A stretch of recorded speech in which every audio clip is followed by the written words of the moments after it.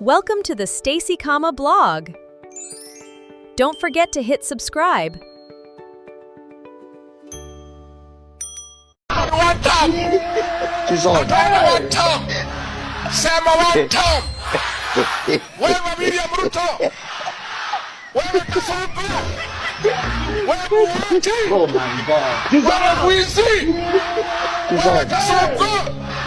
Harambee. Aya siende. Risi wa imani ndani ya wa Monyoro na tunasema ni one time. Kazi ni kazi, hata kupiga picha pia ni kazi. Ona, nasema hata kufanya kampeni zenye ziko na akili pia ni kazi nyingine. Guys, wote niwaambie ni one time, hakuna kurudi nyuma. Na ni mimi Priscilla wa imani nasema nikiwa ndani ya wa Monyoro. Now, Noni Goda Gokera, congratulations to the newest MP in all Kalao constituency. Oh my. Honorable Sami Wawero Ngodho. Netokerero Ngodho gotiro modora moria. Honorable Ngodho, a very good morning and a congratulations.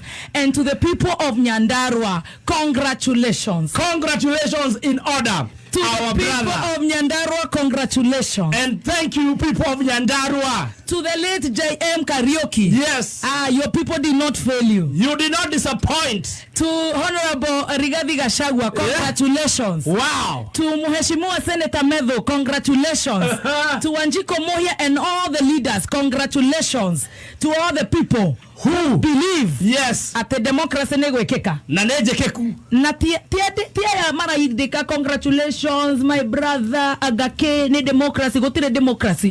Adosho ni magirora giroira. Yes. Ona nderero ohe mwanake ukuire. Urathire thibitari Sheba. Urahuragwo ni Margaria ni maya marari ngari iguru. Mama are hooded. Ni ndirarigwo atiriri. Moraga mwana ni undu wa kura ngirinya. Imagine. Oroso ni ura dura muno. Moraga mwana ni undu wa kura ngirinya. Kura ngirinya tu peke yake. Just for Jesus. Yes. 4K. Only. Mwahura ndoito, mwa mahura na matiandikitwo rori haha ati uyu wahura ni wa Kiamang'una ni wa Jubilee ni wa DCP ni wa UDA. Mwa mahura niki. Imagine. Ni undu wa tukihoto giake. Mwanake uhurukite. Pole sana. He aige mau na ngetwo maguru. He amwe mena tuma yani injuries. No maundu mothe ni magai. Mothe ni magai. We give all the glory to God. God. Oria kuri ni ati Yes. ira ni rirathirire. Yes. Na Karau ni ratuire itua riayo. Karau ni ratuire itua riayo. Itua riayo. Tutinona democracy. Maratuire na thakame. Yes. Waigua kuri amwe marahurukire. Amwe marahitagwa kanini. Akarogo wa thakumwa. Maratuire na thakame. Yes. Marahinga mabaravara, mararangira kura, maracumagaria, marekoria kwagereire. It is quite a shame ati guku kwina atongoria, mutongoria wa bururi ni areroreire. Andu maumirite sunroof makihura a Kenya. Aria we arire mihitwa akiuga ni arirora. Ohoro cio ugakorwo wake. Urare wakie. Hai so those No videos. tugocokia ngatho. Yes. Siasa ni cioka, ni ciathira na itigutiga gukorwo ciekuo. No igoka. Ona tuhota gukorwo na kenge kia Medho. Medho ndu yakorwo na tigiti wa UDA. Yes. No wa resign. Getha rume monane nganja ithire. Andu amatire na oru. Marenda tu kuiguo. Guthikiririo. Guthikiririo tu. Kuruterwo wira. Ogwo tu. Tikuhurwo. Tikuhamba ngari iguru. Tikuhura journalist. Imagine don't know what tikubangira BBT tigutunya you know guthikiririo tu guthikiriria na mwahotwo mugetekira maundu mothe ni magai. We forgive and we leave it to God. Yes, tunaachia Mungu. Yote tunaachia Mungu. Mothe ni magai. Mothe tugutigira Ngai. Ari othe mararite mini. Ta murata wakwa ndironire hau na ndiramurire hwai. Ndiramuria na makawa njiko niwe ndona kana ni mundu ungi kana ni maitho ndaira. Arakejera ngauma mwena uriku agakora eka. Onake ni tumutigeire Ngai. No ni akwenda amenye he mwanake urahurukire o gacagaca-ini ya hau marari. He mwanake urahurukire. Yatapita yamepita. Yatapita yana mwisho. Habari zenyu mahayena. Mahayena ndio wakati naigisa stock ya December. Nyi Dithemba no ndiraria tuthungura. Ndona tutano na ndi ndirakira koguo ndiratuiga haha. Aka kari kanyumba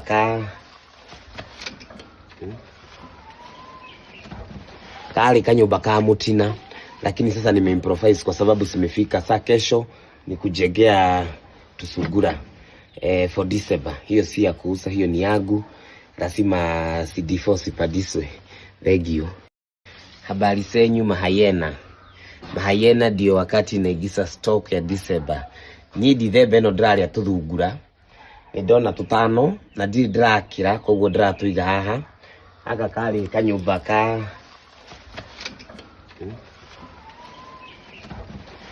kanyumba ka mutina, lakini sasa nimeimprovise kwa sababu simefika. Saa kesho ni kujegea tusugura for December. Hiyo si ya kuuza, hiyo ni yangu, lazima CD4 sipadiswe. Wewe Adenduale wewe, nimeona hapo ukiita Wakikuyu ati ni highness takataka wewe, mshidhio wa ngoma sokoreno ya mwana. Wao ulifanya na Uhuru Muigai Kenyatta akiwa president from 2013 to 2022. Ulisikia tukikupigia makelele ama tukikutusi jueni Woria. Unataka kupiganisha Woria sasa na Wakikuyu na Wakenya wengine. We have been working with warriors for the longest time possible. Tukienda Isili tunafanya kazi na wao. Sasa unataka tupigane na wao. Nungu hii. Saitani wewe. Na unasema ati Kikuyu are the highness. Just because your stomach is full. Ngamia konokono. Mtoto mshenzi. Don't try us bwana. Usijaribu hiyo ujinga. Na sasa uwezi fungwa juu kwa ile muuaji wenyu. Uwezi ulizwa swali.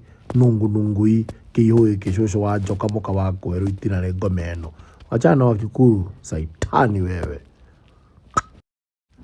We are all highness. Hebu tukue highness. Na mutajua hawa ma highness watawapeleka nyumbani. Sisi tunakulanga hadi muzoga. Tutawakula hadi muende nyumbani makasia nyinyi. Yani nimekuja kulia rais. Wasomali ni watu wazuri sana. Waislamu ni watu wazuri sana. Lakini kuna Waislamu na Wasomali wengine wajinga zaidi. Wa kwanza ni nguruwe inaitwa Duale. Wa pili ni mtu kama Omar Hassan. Na kina hawa Waislamu wengine kama Joho. Lakini wale Waislamu wengine wanaheshimu zile tribes zingine na wanaheshimu peaceful coexistence of everybody in this republic. Lakini kuna wale wakora wa Somali wenye uibia wale wa Somali wengine. Hawataki wa Somali wafunguke macho. Wao wanataka tu wa worship sababu wanawatumia kukula pesa. Duale akishiba, wa Somali hawajashiba. Duale akiwa na maji kwake, wa Somali hawana maji kwao. Duale akiwa na ngamia mingi, wa Somali wote hawana ngamia mingi, na hata ngamia zao wengine wanakufa njaa na kukosa maji. Lakini wa Duale heri wanunulie hata mikate na anunulie maji ya dasani. Nguruwe na au magamia za Duale haziwezi teseka wakati za wale wa Somali wengine zinateseka. Duale usijaribu brainwash wa Somali waone ni kama watu wa Mount Kenya ndio enemies. Tumekuwa tukikoexist together. Kama ni miraa, mugoka tunawauzia. Kama ni waru na cabbage tunawauzia. Na wanatuuzia mbuzi na ng'ombe zile wako nazo. Kwa nini unataka kuharibu peaceful relationship ile tuko nayo? What are you trying to achieve? Kasia hii, juu umeshiba, unaona sasa kila mtu ameshiba. Waislamu, wa Somali, lazima tuendelee kupendana. The enemy is one. Na ni William Samoei Ruto na serikali yake ya hawa makasia kama Duale na wale makasia wengine kama Omar Hassan na Joho. Na ni one time. Na lazima muende. Hamwezi kuja break the board that has built this country up to where we are. Wewe ni mnatuona kama sisi ni wajinga, sisi ni mafara, si ndio? We are all highness. Hebu tukue highness. Na mutajua hawa ma highness watawapeleka nyumbani. Sisi tunakulanga hadi muzoga. Tutawakula hadi muende nyumbani makasia nyinyi. Na ni one time. Hali mwadhani kutuita haina. Tumeitwa timu mafisi mara ngapi? Na sisi tumeitwa timu mafisi mara ngapi? Kasia hii. Nguruwe wewe. We are all highness. Hebu tukue highness. Na mutajua hawa ma highness watawapeleka nyumbani. Sisi tunakulanga hadi muzoga. Tutawakula hadi muende nyumbani makasia nyinyi. Mugikuyu wothe wi hau na etuta urocono ni njega Madiaba niki ukirite uguo tukirumwo nginya ni kabira ingi ndiraigure Duale gutata wa kabira akirumaga Uhuru mundu wa muhira wira miaka 10 nikio nje nikirahonire kirambia kuruma muhiuhiria muturumi mwenyaga kabira gakanyi kaigana uguo kunyiha ni ta mai ma muici ona kura cio ciothe cingionganirio itingikinyira iria cirahirwo ngotho orokarau tita kuguruka start ya funda. maoya maciana icio makinya kũrĩ Ngai ndingĩaria maeni rĩu no ta makinyu ndothũrwo nĩ tĩri ũyũ no mũgacitaĩka na Kenya tũgũcirana karamwana mũthĩ tũgũcirana karamu tũtũre tũciraga ta ndogi. Nĩ senators mageire magoti ma green ũmũthĩ kũrĩa Senate. Senator othe arigathĩ wa Gachagua agĩkorwo ũrĩ senator na nĩwenda gũthama kĩama kĩa UDA kana kĩama kĩrĩa ũkoragwo ũingĩre kĩama kĩa DCP, hatirĩ ũndũ ũngĩ. Ũkĩingĩra Senate mũthuri ũcio rĩ ũkaingĩra ũhana ũũ, ona ndũkanari maũndũ maingĩ ũkaingĩra tu ũhana ũũ ndeto icio mine kuguo ũngĩ tũgagũthondeka kuguo ũngĩ tũgafix maũndũ hana ũũ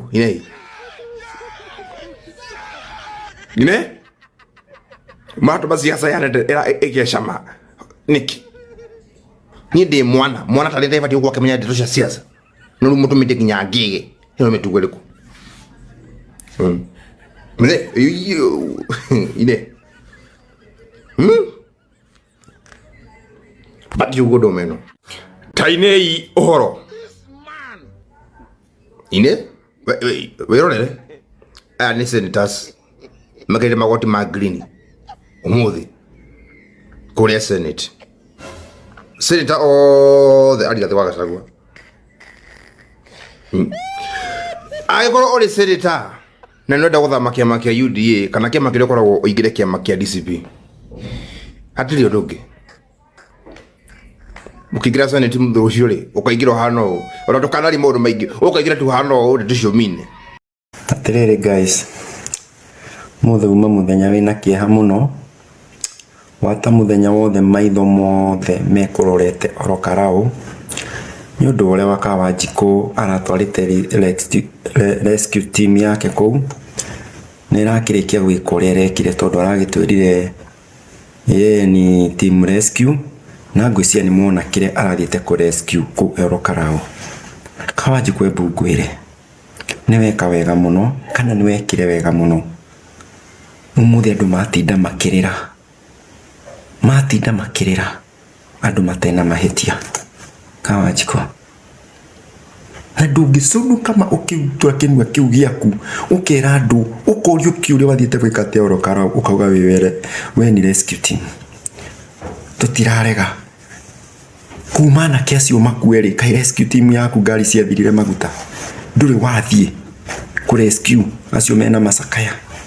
Kawanjikũ na rĩkorwo mwana waku nĩ agekwo gĩko gĩkĩ niĩ ndindahoera mũndũ ũru na rĩkorwo ciana ciaku ũmwe waku na tũcokerio mahoya maya very soon nĩ kũgũthia kĩrĩma-inĩ niĩ to no thiĩ wambe ũcokerio mahoya wĩigue ruo. Ũcio nĩ mũciari ũrarĩrwo nake nĩ nyina wa mũndũ ararĩra igũrũ rĩgiĩ mwana wake. We wĩ mũkawa-inĩ ũgĩtheka no gĩtambũrũ nĩ ũrekire kĩama kũrĩa Oro Karau takataka ĩno. Ici nĩ ciĩko cihana atĩa? Kawanjikũ inyũ ũrakira ũguo ũkeyũria andũ a Kĩamba ũkaiya haha ngũmwĩhoya andũ a Kĩamba tafadhalini na waheshimu sana mwoe video icio ciĩko no korwo mũtirĩ mũtũretwo mũikĩrie ũhoro-inĩ cianyu mũthenya wa gĩthurano igakorwo igĩcakĩũrĩtio ũguo icio cia Oro Karau. Angĩkarũgama kana mũngĩkamũigua handũ mũkoya video icio mũgekĩra makĩria mũno mũthenya wa gĩthurano cigakorwo igĩthiũrũrũka ũguo nĩgetha mamenye tũtirĩ twariganĩrwo na mamenye tũtikariganĩrwo mamũtigetĩkĩre gũka mũhakwo igũrũ rĩgiĩ thakame ya mũndũ. Andũ aya Oro Karau maratũrutire gĩconoko kĩnene mũno, maratũmire tũheo gĩtĩo nĩ tribe ciothe ndũrĩrĩ ciothe nacio makuĩte. Niĩ no ndĩmetire hero no Kawanjikũ tũtirarĩ atũke tũmete hero nĩ ũndũ waku we takataka ĩno. Imagine atukuogopi ti gũbũra ticera andũ na tũthimũ twao ngoma hau atukuogopi rĩu tũtirenda kũmĩaka nĩ gũkua nĩ tũnogete. My brother I'm sorry gũgwĩta mheshimiwa tondũ niĩ ndigatamũka gũgwĩta mheshimiwa. Watu a Kĩamba angalieni venye Oro Karau ona inyuĩ mwatinda mũkĩrora tũtiramũkua ũru nĩ tũĩ nĩ mwamũthurire. no mwathurire muragani mwamuthuririe agure Prado mwamuthuririe eke maundu mangi agie mbeca ciuke kunyarira andu angi ta imagine andu akiamba na ndiri na uru na inywe ta imagine agikorwo ni araruta ngoma icio ciake agathie oro karauri gutwara nguni kuoi kwanyu mugekwa atia kwanyu akamwika atia kilomita icio ciothe ndiukanyona na kuma Kiamba nginya oro karauri ni kilomita cigana imagine andu akiamba inyu ni nyumu gutwehereria mundu uyu bara ni inyu twatigira ya mundu uyu tafadhali ni tumuhete gitio ne ici video ciuma cia mathiko gwa nginya aciari cio matinda makiuga mbu mwenditi murehe hau aciari acio marauga mbu nigetha Kawanjiko meyonere kiama giakwa gia TND ni kiratuire itua ati ithuothe ni twaingira kundu gwitagwo DCP na toiga one term. Mimi nataka niseme ni sawa. It's okay. It is now clear ya kwamba William Ruto ametangaza vita na jamii yetu. Amefuta watoto wetu kazi kila pahali. KRA amefuta watu wetu. Kwa jeshi amefuta watu wetu. Kwa polisi amefuta watu wetu. Manyumba yetu amemomoa huko Nairobi. Ametuma wahuni kuharibu biashara zetu. Wale wako na pending bills ya hii jamii amekataa walipwe. Amenyang'anya watu biashara zetu. Juu ya hiyo sasa anatupiga vita ya mwili. Ameamua kabisa kuangaisha hii jamii. Tunamwambia ni sawa. Hayo yote umefanya, makosa ni yetu kwa sababu sisi wenyewe ndio tulikupatia mamlaka ambayo unatumia kutuangaisha. Na sisi tulikupatia mamlaka ambayo unatumia kutuangaisha. Hiyo mamlaka tutakuondolea mwaka ujao. Hutaangaisha sisi tena.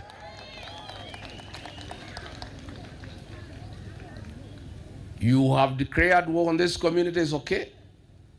Na tumekubali. We will correct the situation next year. But I want to tell you, many things you have done against this community has made our people very angry. But the attack on our churches, the shedding of blood in Olkalau and elsewhere, has completed the radicalization of the Kikuyu nation. You have now a radicalized community.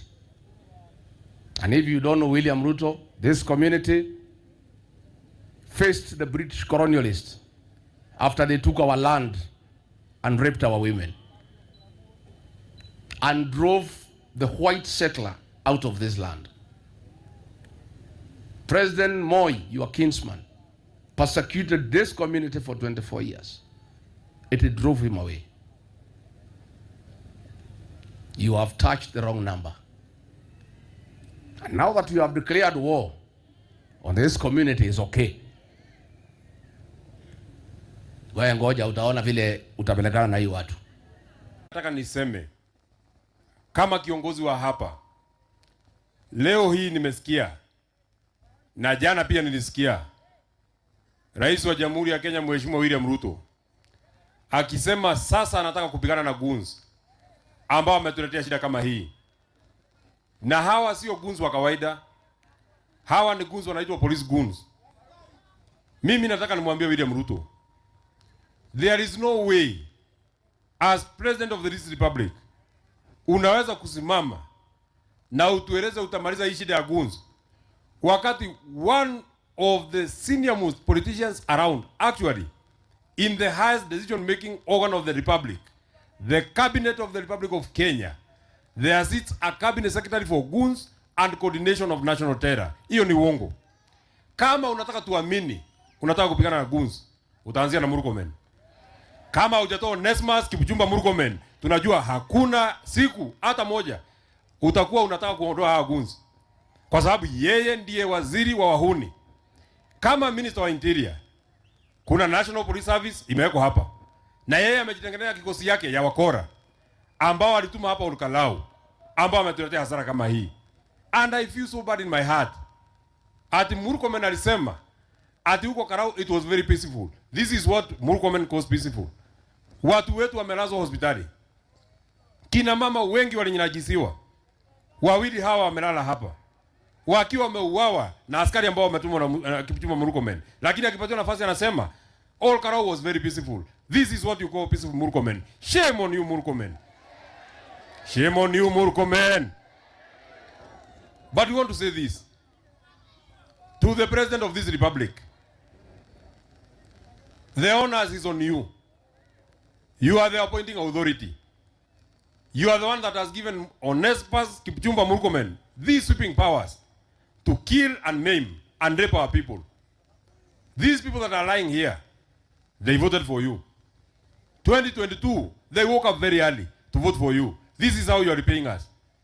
But we want to say this, and it has been said here, does not matter the number of people that we kill. We are ready. And Mr. Kipchumba Murkomen and Mr. William Ruto, I want to tell you as the Senator of Nyandarua, the Secretary General of the party, we are ready. Oh, we are ready. We are ready. And we shall take you head on. Upende, usipende. It does not matter how many you kill. We shall take you head on. Na mimi kama senator hapa naongoza kwa mlaini ya mbele. Nilikuambia wewe William Ruto, ninakuheshimu lakini kuanzia leo hata hiyo heshima mimi sikuheshimu. Kasomba, mbunge wetu wa All Kalau, mheshimiwa aliyechaguliwa na wengi, Mheshimiwa Sami Douglas Kamau Waweru, karibu sana ili uweze kusema na wananchi wa All Kalau na kuendeleza awamu inayofuata. Karibu sana.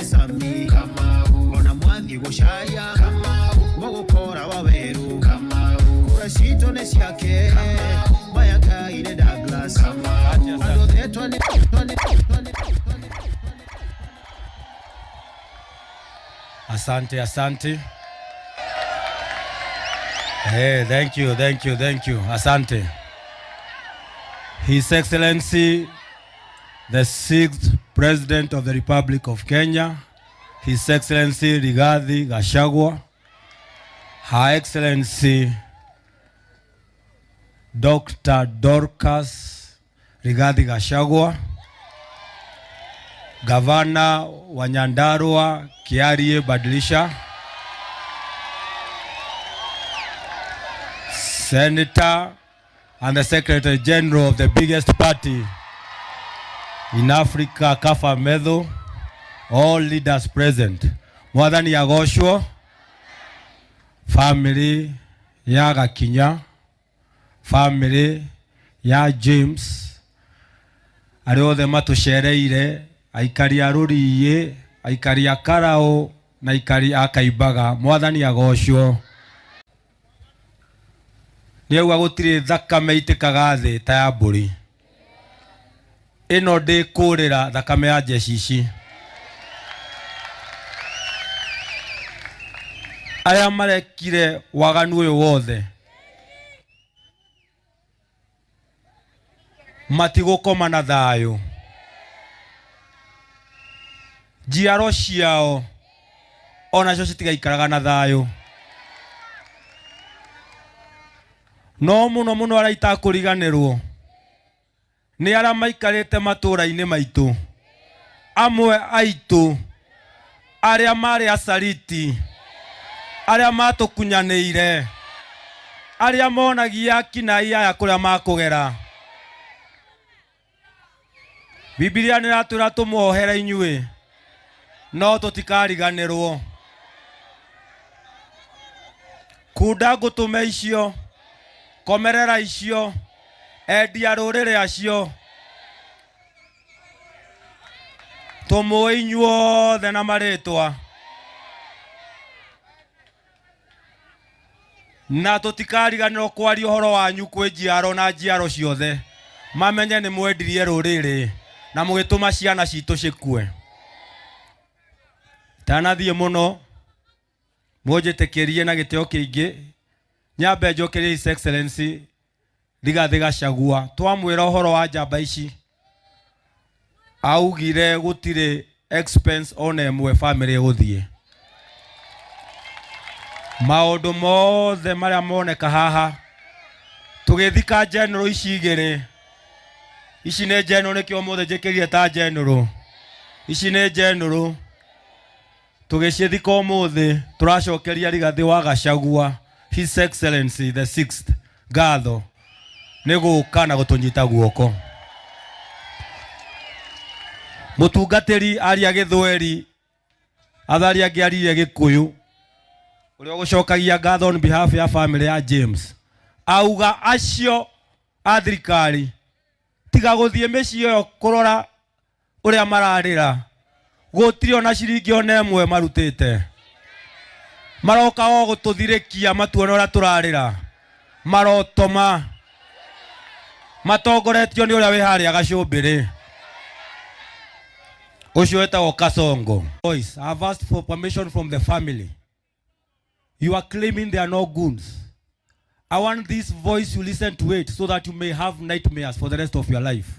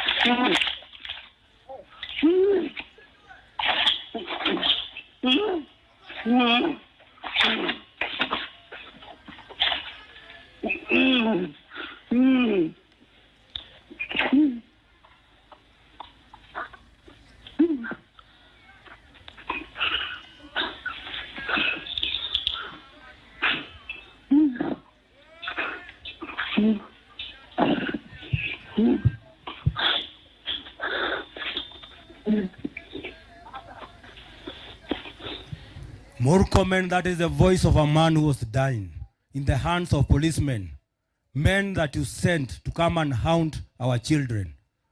Murkomen, you will never find peace. You have bought almost everything in this country, but you will never have peace. Your wife will never have peace. Your children will never have peace. Kawajiko, you will never have peace. Women Repwa Muranga, you will never have peace. Faith Mimwaganu, you will never have peace. Kwenyaduku, you will never have peace. Moshera Michael, you will never have peace. You maimed an innocent man. You shed blood of an innocent man.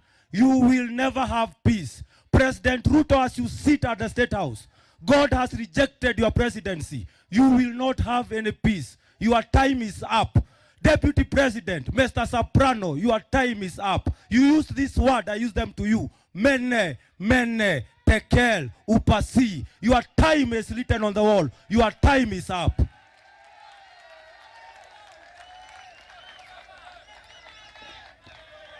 Watho atene twerago an eye for an eye and a tooth for a tooth. Ile uchungu tuko nayo tungefanya hivyo. Lakini tunajua an eye for an eye leaves everyone blind. Toko motiga moko-ine ma Ngai. Na turahoya Ngai adiri na inyue na ihenya tukionaga. To tutiraigua wega tuikana thayo na inyue guku matura-ine. Maneno imeharibika. Mushina ameanzia kutishia William Ruto aidha amupe kazi ya cabinet secretary ama PS ama aende na kura zake 5,000. Ruto una bahati mauti Kenya. Itabidi sasa udete transformer zingine, sababu usipopea Mushina kazi ati umpe kazi mzuri kama PS ama CS, Mushina anaenda na kura zake 5,000. Olkara utakuwa na 0.001%. Mulima imeanza kuwa serikali. Si ulisema ndio ulijileta? Sasa jirudishe kwa Mulima, jirudishe kwa roho za watu. Jirudishe kwa roho za watu. Unatubeba aje? Ulituona usiku wewe. Mushina itisha kiti kubwa ama uende na kura 5,000. Ili akawimbo kako haka tunakaibaga daily. Now I've never talked about politics. I'm not a politician. I'm not a fan of politics. But let me just try to highlight whatever happened in Olkalau yesterday. Unaona matokeo ilitoka Olkalau jana. That is a clear reflection of 2027 election venye kutakuwa. Mnaona hii DCP watu wanapiga mdomo. DCP watapiga combination kali between DCP and Linda Mwananchi. Na watu watashangaa sana. Unaona hiyo reflection imefanyika jana, hiyo ndio itafanyika sasa 2027. Na watu hawana shughuli ya TMP ama governor ama MCA ama sijui nani na nani atoke kwa uongozi. Watu wengi macho yao yako kwa huyu jamaa anaitwa rais. Sikudanganyi. This is huyu ndio rais ataenda one term. Na hiyo kitu nimeona jana. This person ataenda one term. Wa Munyoro ni mwanaume. Gachagua huu ni wembe. Huu ni mwanaume. Paka watu wakapewa mattress, wakapewa shuka, wakapatiwa 500 kama transport. Watu wakapewa mpaka mitungi za gesi. Atipigieni UDA. Lakini wapi? Gachagua ni hatari. Huyo ni Kikuyu. Nimeamini jana kwamba wewe you can just hire a Kikuyu, but you cannot buy him or her. Hatari. Haki ya Mungu. Ithe wa Shalin tutigotiganaga nawe twatira. Nderegwa wina kindu gitagwo cabinet reshuffle. Now. Reke nguhe idea. Futa acio othe winao. Turenda wikire aya. Thie kuria Mathira nengera mubunge waku giti. Thie kina Ngofu nengera mubunge ucio. Thie nginya Murang'a women rep.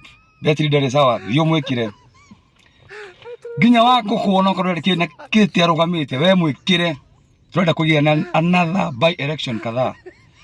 Nigetha mumenye tutiaragi horo wa kirima kia ngima ni kirima funda.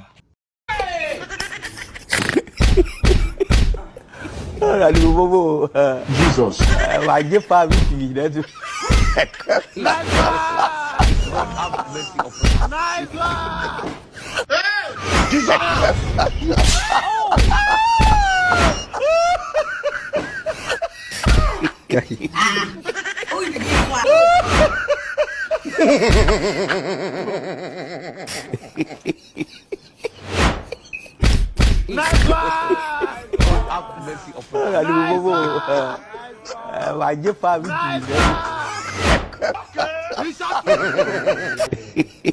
Jesus.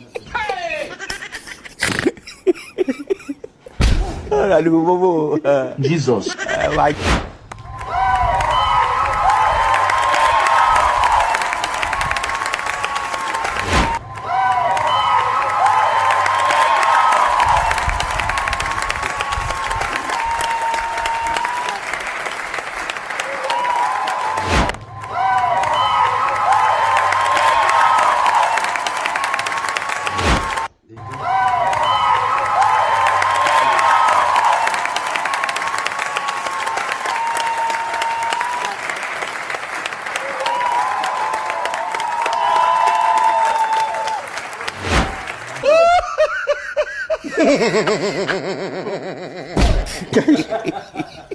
Hizo kura za huko Olkalau zimekufunza nini wewe? Mimi zimenifunza. Naweza kuheshimu, lakini kuogopa. Kuogopa hapo ndo nimeweka line hapo, sipiti kabisa. Lakini kuheshimu hiyo iko. Kitu kingine imenifunza. Unaweza pea demu yako pesa ukidhani ati anakupenda. Anapelekea boyfriend yake. Ona venye wale watu walikuwa wanapewa pesa wanapelekea gova. Nogo isio. Sasa una heart break mtu hivyo. Watu wa Olkalau wameniambia ni sawa walishinda, lakini wanataka kujua hiyo 1500 nani alipiga. Watu wanataka wajitokeze wenye walipiga hiyo 1500. waelezee hizo kura za huko Olkalau zimekufunza nini wewe? Mimi zimenifunza naweza kuheshimu, lakini kuogopa kuogopa, hapo ndo nimeweka line, hapo sipiti kabisa. Lakini kuheshimu hiyo iko. Kitu kingine imenifunza, unaweza pea demu yako pesa ukidhani ati anakupenda, anapelekea boyfriend yake. Ona venye wale watu walikuwa wanapewa pesa wanapelekea cover. Nogo isio. Sasa una heart break mtu hivyo. Watu wa Olkalau wameniambia ni sawa walishinda, lakini wanataka kujua hiyo 1500 nani alipiga. Anataka watu wanataka wajitokeze wenye walipiga hiyo 1500. Waelezee hizo kura za huko Olkalau zimekufunza nini wewe? Mimi zimenifunza naweza kuheshimu, lakini kuogopa kuogopa, hapo ndo nimeweka line, hapo sipiti kabisa. Lakini kuheshimu hiyo iko. Kitu kingine imenifunza, unaweza pea demu yako pesa ukidhani ati anakupenda, anapelekea boyfriend yake. Ona venye wale watu walikuwa wanapewa pesa wanapelekea cover. Nogo isio. Sasa una heart break mtu hivyo. Watu wa Olkalau wameniambia ni sawa walishinda, lakini wanataka kujua hiyo 1500 nani alipiga. Anataka watu wanataka wajitokeze wenye walipiga hiyo 1500. Waelezee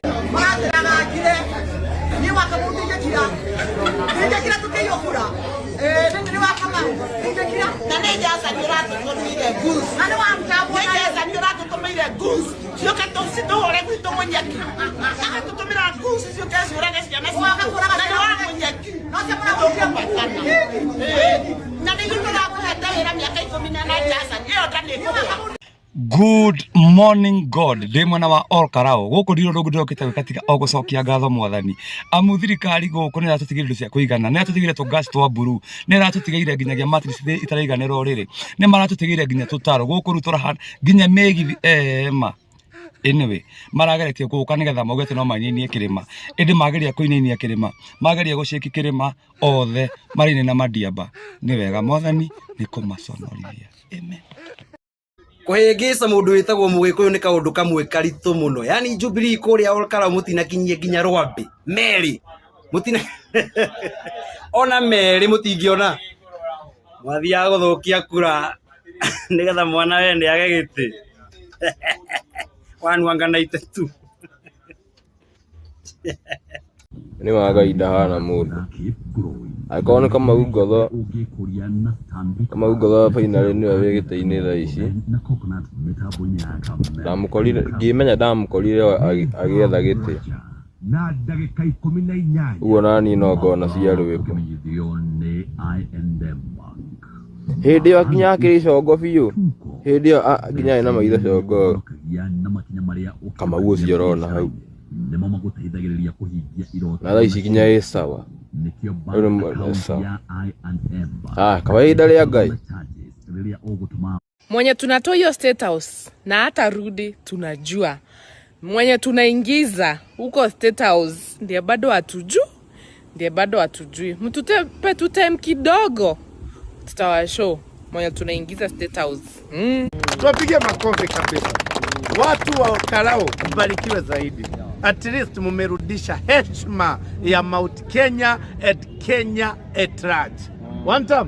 Mumeonyesha Kasongo kuna mahali anaweza iba kura na kuna mahali hawezi iba nini? Kura. Kuna mahali anaweza nunua kura na kuna mahali hawezi nini? Kuna mahali anaweza manipulate wapiga kura na kuna mahali hawezi. Mumeonyesha Kasongo money is not enough. One time. Promises are not valid anymore. One time. Mumeonyesha Kasongo integrity is key. One time. Dignity is key. Na mumeonyesha Kasongo watu wa Mount Kenya sio chokora. One time. Hata mtuite watu wa single mother. Nani wa double mother? Nani amezaliwa na mama wawili? One time.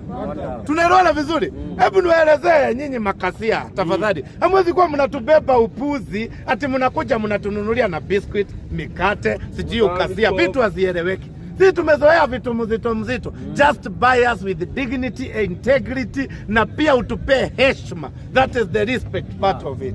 One time. Sio ati mkuje hapa mtudharau hata afu you expect wape kura. One time. Tupigie Moses Kuria makofi. Tupigie Moses Kuria makofi. Moses Kuria maneno mliongea kwa boardroom. One time. Maneno mliongea kwa boardroom, hiyo maneno ulileta table room. One time.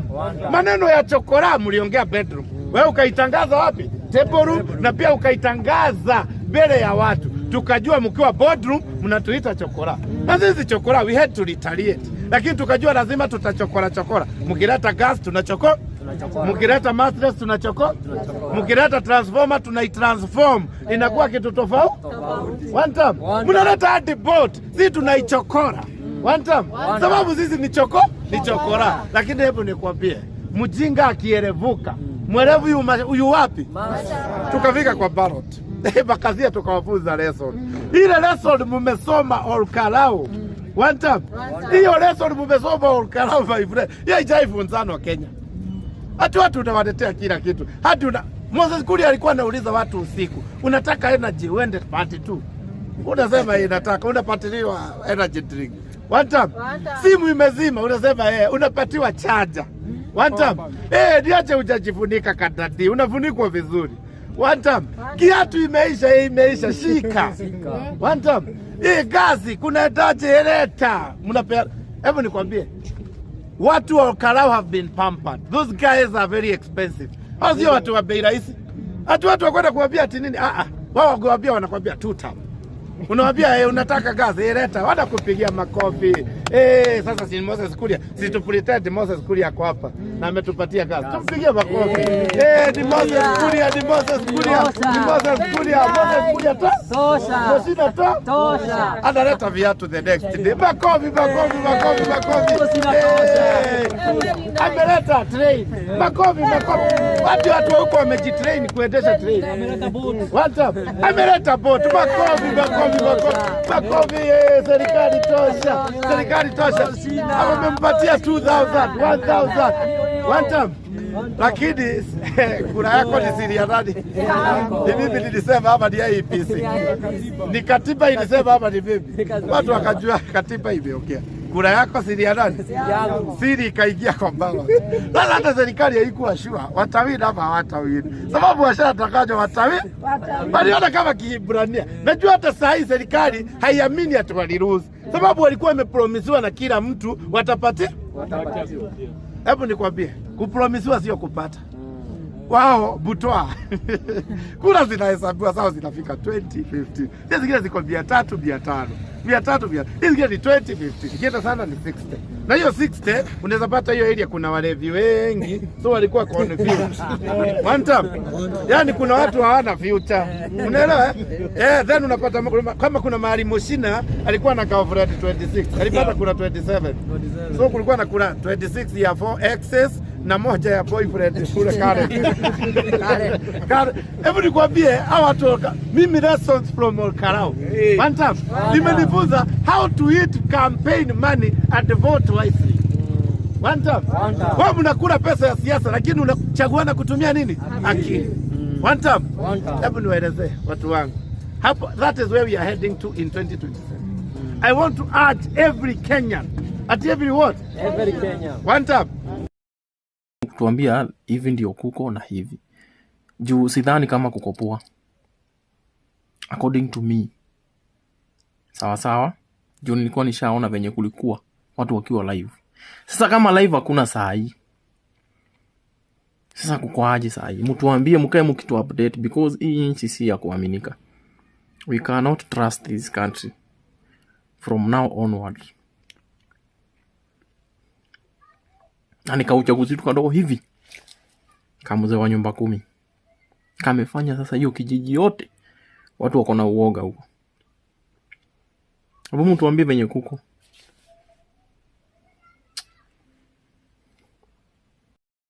Manzi watu wenye wako Olkalau mtuambie venye kuko. Because sometimes back kulikuwa na live kila mahali watu wako huko. All of a sudden hakuna mtu wako live. Tupigieni hata simu kutuambia hivi ndio kuko na hivi. Juu sidhani kama kuko poa. According to me. Sawa sawa. Juu nilikuwa nishaona venye kulikuwa watu wakiwa live. Sasa kama live hakuna saa hii. Sasa kuko aje saa hii? Mtuambie mkae mkitu update because hii nchi si ya kuaminika. We cannot trust this country from now onward. Na nikauchaguzi tukadogo hivi. Kamuze wa nyumba 10. Kamefanya sasa hiyo kijiji yote watu wako na uoga huko. Hapo mtuambie venye kuko. Kitu kiruta tukonia twage kuyu tukonia turatwarite ndanguru kuria mwena wa Olkalau tugatwara mataku nigetha tuhune tukonia tuothe akina Moses akina Gicungwa mauothe makonia akina kimundu kira kingi gitagwo wa Maboco ni murangionire na kuhala ithu tutiumagwo thutha ni nda ithu tuikuoya mbia uguo tugicikira vuko tugacoka tukeyuna tugathura uria turenda. Kiongozi lazima tuchague kiongozi mwenye tunataka. Kugo kirinyo mumenye onakorwo ni murutite wira tariu ni igwate ati Kibaru Gicungwa ona ni rutite wira muno no kira ya kuinukia nesa shu kira ya kuinukia Andå a Olkalau mumenye Musaina ti mukenu ndigane munengere ngasi icio nyambie biacara ya GOK gas na mikondoro yo mwaragire nguku na mburi tondu rekei ndimwire ngasi icio murikiraga igathira na wiki 2 na mikondoro yo mwakomera murirotaga iroto njuru murirotaga mugitengerio mutingika mwana wa mutumia githemba kiu ni uru Musaina ti mukenu ekumuthogathoge nginya hakiri icio cianyu. Matigari majirongi ni macokagirio ngatho kuigua ni maingatire Mungeretha igothana mecinga yari ya gwithondekera magi marathanaga memogite ndikayage tari nume yathura mwaniriri athigani mathiaga nutuku matindaga megatota njoki kuhungairwa imenyeka gerenda yaringirira. Niliona gun akipiga polisi karibu ashuti polisi, akipiga risasi karibu ashuti polisi. Polisi akamuuliza neke one time how I wish. Lesson number 3 nilirealize hatuna government. One time goons were operating under the watch of the policemen, under the command of the county commander wa Nyandarua County. Gari zilikuwa zinabadilishiwa number plate kwa county government, inaitwa county commissioner wa Nyandarua. Hapo ndio zinabadilishiwa, ndio manipulation inakujia, ndio alterations zinafanyiwa, ndio watu wakuje waatakiwe. At the county commissioner alikuwa na watch akijua ni wananchi wake wanaenda kuhangaishwa. One time niliona gun akipiga polisi karibu ashuti polisi, akipiga risasi karibu ashuti polisi. Polisi akamuuliza neke one time how I wish. How I wish ingepata huyo polisi ndio hata commander in chief ajue that his crew wako under threat. One time ama namna gani? Sababu una imagine wako atasia ile ule kasia wakatia. One time una imagine polisi wako hapa wamesimamia uchaguzi, hakuna any fracas, people are very calm. Watu wanachaguana wa 2 term wa 1 term, wanachaguana wanaenda nyumba. Wengine wanasema hebu tukae hapa, si kura ni yao, sio shule ni yao, si barabara ni yao, hawajafunga barabara, wao wana watch kura zao. Then polisi wako hapo kasia wanakuja tu wana shoot, wanapiga watu wa media, wanapiga kila mtu, wananyorosha kila mtu. Na unajua goons ni nani? Ni MPs. MP mwenye alichaguliwa na amechaguliwa na wananchi wa Kiambaa. One time. It's the high time Murkomen utueleze wewe ni minister of goons ama wewe ni minister of security. Yes. One time. Are you bringing insecurity to the country ama you are offering solutions and security to the country? One time. No one is safe. Hakuna mtu ako safe. Mnakakaika kidogo, mnasikia Prado zimepita sijui V8, zimepita na speed ya sijui 200 km/h. Hiyo Prado ikikupata kwa barabara utakuwa maiti in the next minute. Yeah? Lakini Murkomen is watching. Hakuna goons, hakuna goons. Sasa tumekutumia hadi videos za MPs wakiwa goons. Wale PA wao wakiwa goons. Nani Betty akiitisha dhende za watu. Kwani wewe Betty, wewe unakula dhende ama unataka nini? One time. Sasa uko na proof. It's upon you to prove to Kenyans and to the international world that you care so much about the Kenyan security. Yes. One time. Sasa sisi tumekuprovia that your people are the goons. Sisi sio goons. Sisi tuko Githurai. Githurai ulisikia lini mtu amepigwa geta? Ulisikia lini? Ulisikia lini insecurity? Insecurity ulisikia lini? Lakini polisi ndio uleta insecurity. Na sio polisi wote. In fact polisi wengine ni wazuri. Hello? Hapo ni State House. Napiga simu kutoka hapa Okarao. Nilikuwa nataka kuuliza ile dina mlikuwa mnatuitia. Sasa tunaweza kuja, hatuko busy. Tuko busy. Ati tuende wa Munyoro. Wa Munyoro hakuwa anatuitia dina. Hii ndio mlikuwa mnatuitia. Halo? Ai, tena umekata simu. Mr. Wantam, sisi hatukatai wewe ni fundi. Lakini tunataka tukubaliane Rigathi Gachagua na yeye ni foreman. Na kila mtu anajua kazi ya foreman kwa site inakuwa ni nini. Huyo mtu amekufunza lesson. Uko Orokarao. Na bado tunaona hujashika raini. Atunaambia watu ati hata after uchaguzi, ati lazima watu wapendane na wakae na amani. Wewe ukitoa Rigathi Gachagua kwa serikali uko unajua hiyo, si ndio? Sasa tunataka tukwambie huyo Rigathi ulitoa, huyo ndiye foreman. Na amekufunza lesson yuko kwa Orokarao. Uhuru alikuja akatuletea papa kwa Mlima Kenya. Tukakataa our own Uhuru. Sasa wewe ukakuja kutolea Rigathi Gachagua wetu. Ati sasa unataka bado tuchague nini? Hiyo chama sahau. Jua chama ni DCP na imekuja bunge. Wewe ulikuja the first time, wakuja huko tukakupea Kawajiko. Alafu tukakupea kura. Ukaona hasa ati umetununua.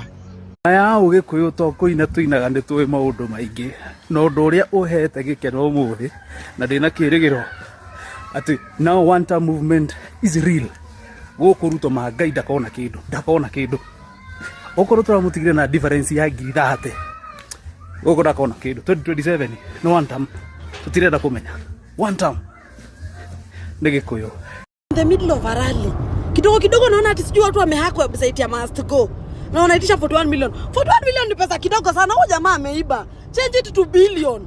41 billion. In fact hata ikikuwa trillion mtatusaidia sana. Muitishe hiyo pesa vizuri ati 41 million. Na in fact muhaka hata hizo gate A na gate B. Mtufungulie gate.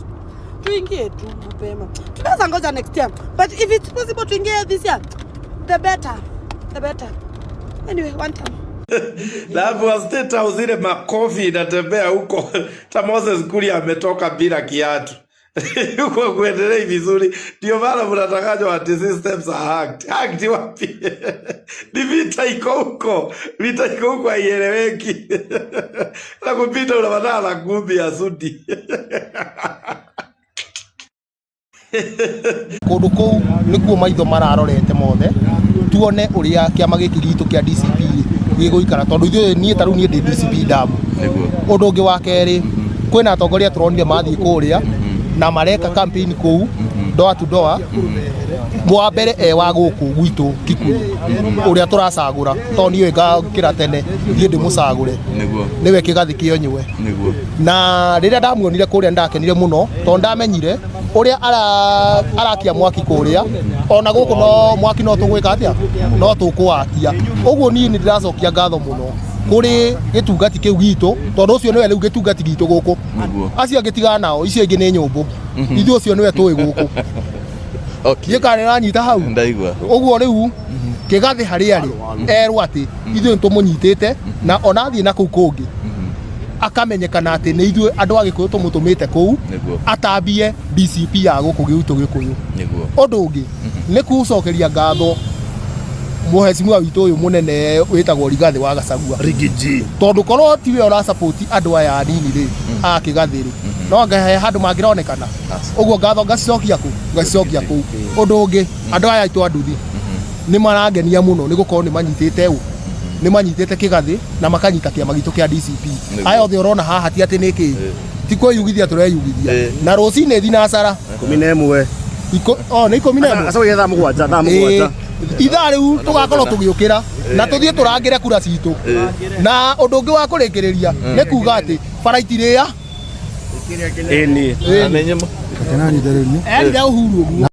Wakenya, hebu sikieni stories ziko hapa. Hebu sikieni stories ziko hapa. Mwaura ni mzungu. Mwaura ni spokesman wa serikali. Walitoa viherehere hapa, wakapeleka na huko kwao. Wakaanza kuongea na lugha yao. Tohora tukurekere utormuterekere kaungikorwo tahitetie. Sasa hiyo atina Kiswahili ni kama kusema tunaomba mtusamehe kama tumekosea. Kama serikali tumekosea. Walikuwa na mama mwingine hapo wa serikali bado. Sasa hawajui watu au wananchi walikuwa wanasema Mwaura, wacha nikwambie Mwaura na hiyo spokesman yako ya serikali. Mbona hiyo miezi imebakia kidogo. Wananchi hapa ground wameumia for 4 years down the line. Mwaura, hakuna kitu mnaambia wananchi. Wananchi wamekata kauri ati wanajua mahali wanaelekea. Hata sisi hapa kwetu Rift Valley, hata huku kwetu Rift Valley, hapa kwetu Bomet, tunawagojea hivi kidogo hivi wakuje na hiyo panganga yao. Mwaura, hamujui wananchi wamekasirika. Hamu kwa ground. Sasa ndio mliona Kalao ndio imewafunza vile ground iko. Ndio imeanza kuamuka. Wacha nituambie. Ile ballot paper tunapatiwa 2027, I'm telling you the truth Mr. Mwaura. Haki ya Mungu. Tukishika ballot paper hivi, tunasonga. Mtaona ni kama wazimu. William Ruto alipatiwa huko kwenu mlima. Hata kwetu watu kumpatia hivyo hizo vote. Kwenu mlima ndio mlimpatia UDA mpaka mkasahau kuna Uhuru Kenyatta alikuwa na Jubilee. Sasa hii ndio mnaita hata hao jamii tunapenda sana wa Kikuyu atanua kabila. Mwaura, mbona hukuambia huyo boss wako awache kuita watu wenu mkabila? Sasa kwa sababu mnasikia mpaka sisi wa Kipsigis tuko pande au wa kabila wa Kikuyu. Now and we are 100% sure. Wacha vile mnasema muamini wa Kalenjin, wa Kipsigis tuko nyuma ya hao wa kabila. Rigiji akituambia twende hivi, tunaenda. Wacha nikwambie Mwaura, bado hamjaona, mtaona. Bado hamjaona, mtaona. Cha Mtemakuni. Si unaona hata Kimani huyo wenu wa huko wa Chungwa anasema ati ataonyesha sijui Rigiji Dust na hiyo DCP yake ati kwa sababu aliwin all Kalao, DCP liwin all Kalao. Mtakuwa mnatuambia semeni tutam, tunasema tutam oye. Kumbe hakuna kitu tunasikia, inaingilia kwa hii masikio inatokea hii nyingine. Na pesa zenu mkitupatia tunapelekea opposition na wanafanya campaign kwa sababu hana pesa nyinyi mko nayo. Yes, nimeona wasanii wengine wakijitetea hapa. Kina Wajasari, wale walikuwa huko Kalao kuuza jamii. Wanasema ati ni pesa walikuwa wanatafuta. Wanasema ukiwaita in any event watakuja. Let me tell you, kina Wajasari, kina DJ Fatso, kina Kihenjo, hao wote wenye walikuwa wanauza jamii huko, kina Karango, kina ule Kasia wa Betibayo, wale wote walikuwa huko kuuza jamii na mnajiita wasanii. There comes a time when the community is more important than money. There comes a time when you have to fight for the community other than selling the community. Huwezi kuwa sell out alafu tukuje tukushangilie. We must call you out. Lazima tukucall out sababu sisi ndio tumekujenga. Over 86% of Mount Kenya people wameongea wakasema waungi serikali mkono. So what can you do without the 86% of the Mount Kenya people? Kwa nini mnajaribu kutuuza in the name of sijui kutafuta pesa? Kwa nini uende ufanye kazi kwa Satan then ukuje kwa Mungu kujifanya ati wewe ni mtu ya Mungu?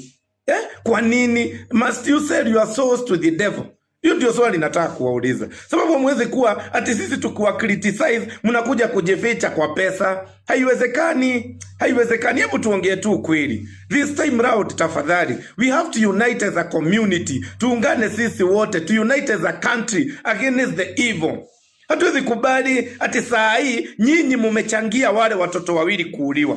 Mumechangia wale vijana wawili kuuliwa huko Olkalau. Sababu isipokuwa ni nyinyi mlipeleka kiherehere yenu huko mkisema 2 term, haya serikali hawangekuwa na hiyo nguvu ya 5000 votes. Hawangekuwa na hiyo nguvu ya 13%.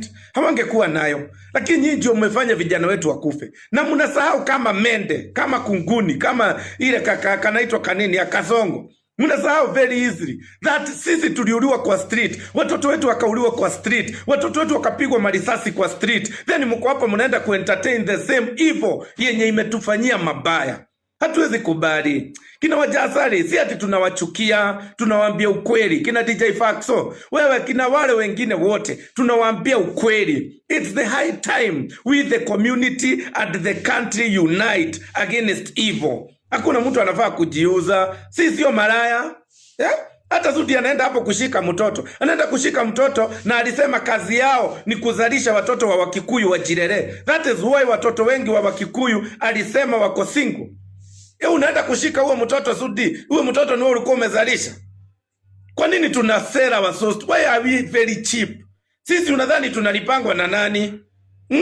It's the high time we unite. Hatuwachukii. Just come back home. Mwache hiyo upuzi tafadhali. It's not all about money. It's about the community and the country at large. Na nikiangalia pande ya Rift Valley, my friend, wabunge huko wanajienjoy, hawana shida. Huko kwetu ndio kumekuwa hatari kwa usalama. Juu watu hawataki kutuona. Hata ukiona tukio kwa hiyo mahoro, my friend, ni kujifinyiria, tunajifinyiria. Lakini my friend, ground central iko noma kabisa my friend. Yani unaona mbunge anaongea baka unaona analia my friend.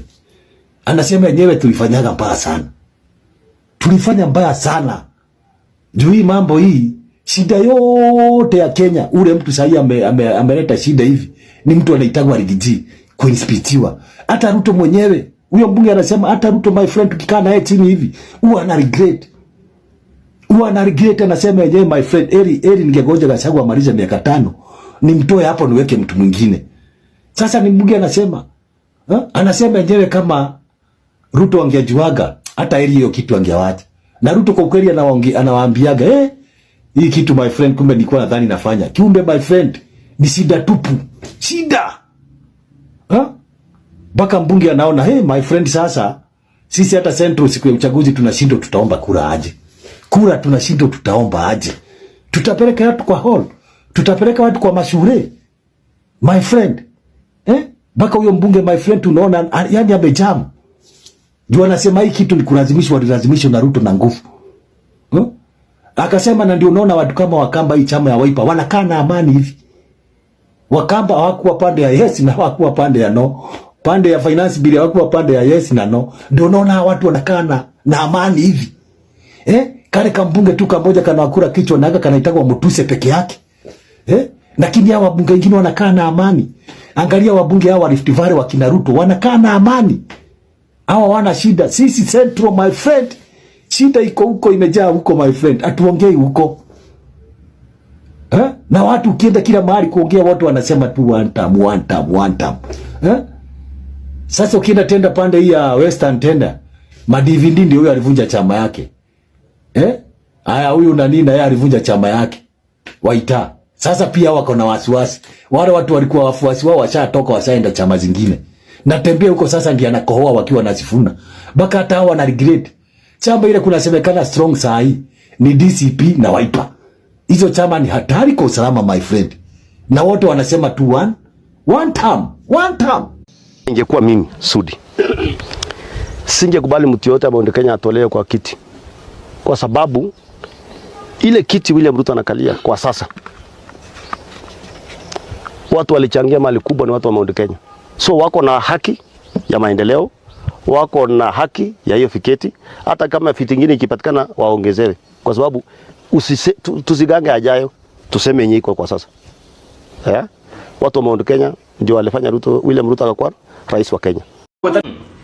Nyeki koro hari mundu makitie ni Kawajiko mbunge wake hapa. Kawajiko ati gutuika ni uragwetanio na goons. Andå arä a marathi kå hå ra rå rä rä kå raga rå rä rä o rä u å racagå rirwo tarä mä buto ä rä o rä u å racagå rirwo thutha wa kwä ra andå akä amba atä wä mwana wa Single Mother Kawanjikå rä u nä wamenya ciaca gå tirä må ndå gå kä rä te nä wanjia gå banga mä kora tä rä u we nä we å rabanga mä kora ya kå hå ra rå rä rä Kawanjikå shame on you hey Kawanjikå out of all the people Kawanjikå gå tirä må ndå å ngä å ciaca rä u gå banga mä itå tiga we tä rä u we nä we å ragwetanio na å horo wa gå banga mä kora habari breaking news Kawanjikå nä we gå banga mä kora biå Kawanjikå nä we å roneka agä atakia andå må gä kå yå gwa gå tirä yuraga na ndä kä e gå tirä yuraga na ndä kä e nä thayå nyå mba itå na å ndå å ngä å rangenirie nä atä tå recirä tie gä thurano nä gä kå gä a goro må no nginya må ndå te kanyamå taniä nawe na Mwangi tå remwo nä gwä ka kambeni no andå a Karau nä maratå heire å ndå wagä rwo gå thomwo nä andå arä a meka nyamå ä yo ä tagwo political science mathi mathome na andå a Karau tondå andå a Karau maraugire atä rä rä gå tiramakania nä kä wä nakä o onakorwo ndå rä bata nä å tuonie rä rä nä watå he gä tä o na wä na å tongoria mwega ta rä u andå a thirikari he handå marahätirie atä rä rä a maranjirie kå nyarara na kuga atä rä rä ona gå tirä å ndå Karau kuu nä kå nyarara na rä u må ku å rä a å rarä Karau rä na Karau kå rä a Nyandarua rä ndikana gä kå yå gä othe kuma Nyeri kuma Kiambu kuma Murang'a ona andå a Kirinyaga mekuo uguo å ronire meka rä niguo bå rå ri-inä wa Gikuyu hana na ti bå rå ri-inä wa Gikuyu nä bå rå ri wothe uguo niguo hana tondå tå koragwo tå kiuga atä rä rä tå gä thoma haha ungumania wä mbeca cirairwo Nancy Gathungu akauga atä rä rä tå tirona mbeca ciake na kwina nyumba irakwo nä makaunti ihana nyamå ä gwä two carä ndä raruta wä ra andå makanjia kuga atä rä nä å teti må reka ti å teti makaga gå maå ndå andå a Karau maratå rie må tikamake arä a matarä mbeca akorwo ndå rä mbeca å kana njenda na å ke å tå he gä tä o å tå hoe kura thä inä wa bå rå ri å yå Junet Mohamed rä ekå rä a Migori rä ningä aranyarara Gikuyu hau nä ho hataroka wega atä ti mamenye å guo amuona andå ake a Migori no maramenyire araugire atä andå a Karau rä mahetwo indo kuma 1963 uguo maranyarara kuheo indo mirigiti na ngasi arera president turehere guku wona ithura tugaguthura acio mena ruturiko ti ruturiko ni a Kenya maroiga atiriri no nginyagia tukorwo na utongoria wina wigiririki undu ungi naguo ureyumiririe hari ari ni atiriri uria njugaga haha na kai ndiregathiriria atia nani uria njugaga haha ati muingiri ni uri hinya ni kumenya utamenyaga toria njogu igucagio na kari na karurigi ni kahi ndiraririkana ati nio igucie nginya kahi na baba wao na aciari ao na guka wao thi nao muingi ni uramenyire borithi nä maigaga å gitä ri no borithi ti aingä gå kä ra må ingä mangä korwo me mwena å rä a å tarä wa watho rä no matorio nä må ingä tondå må ingä nä andå aingä maratuonia atä rä rä na marorera IEBC kuga nä tå kå riä ra kura citå rä ti waganu kuga nä tå kå riä ra kura citå atä tå ikirie na tå cigitä re maragitä ra marara abitha wa borithi na abitha å cio nä agire kå heo ngerenwa å yå werirwo ahumbå re onanie bagi nä kä gä thä-inä å ciagirwo kå heo ngerenwa tondå amonire atä rä rä ti andå othe mena å ru nä guo monagia må ingä ti andå othe mena å ru ithuä twä wä na tondå tå gå korwo gå kå ihinda iraya rä tå kuä te nguo å guo andå acio maronania gå ikia kura na gå cigitä ra ti mahä tie tondå IEBC menda gå thondeka atä rä rä waikio thiä må ciä weterere tå rute wä ra witå na gå tirä gä thura ndamwä haha gå tirä gä thurano kä iyagwo korwo nä kä iyagwo rä nä kä ngä rairwo no må ingä rä watua itua gä tingä iwo rä gå tirä kå ndå kä ngä iywo. So kama kuna wale watu wenye wamekasirika sana na history ya Kalao ni those leaders from the Luo Nyanza. And I want to tell you this, my brothers from Luo Nyanza. One thing you need to know is this, is that hiyo Luo Nyanza inafaa mjue still hata mfanye nini amwezi patia Ruto kura 100% kama zile zenye alikuwa anapata Central Kenya. Amwezi, wacheni kudanganya Ruto. Nyi kuleni tu pesa Ruto vile mama kukula. Hii mama mingine mnamdanganya ati mnasema mara sijui hizo vitu zenye walikuwa anapeleka Olkalao angepeleka huko Luo Nyanza, sasa nyinyi ndio mko na kura brother. Mimi nimekuwa nikisimama kura, nimekuwa nikikuwa mtu wa Raila, nikisupport Raila for all election cycles. Mimi my first vote nilipigia Raila Odinga. My last vote paka venye mzee alikufa nilikuwa Raila Odinga. Sasa nataka kuwauliza tu nyinyi, my brothers and sisters from Luo Nyanza. Mnakasirika mnasema watu Olkalao wamecheza Ruto. Nyinyi ni kura gani yenye mnaweza patia yenye na equate ile Central Kenya? Because Central Kenya wako na reason ya kucry foul because hao wanafeel wamekuwa betrayed. Nyinyi ni nini hiyo mnaweza sema like ni gani? Kukuhano ndio mrauka kukuhana gati maguni thigari kwaja no thigari cia uniform itikwara caria tu no tutuki kwaja tutera na ndio kuria twaimire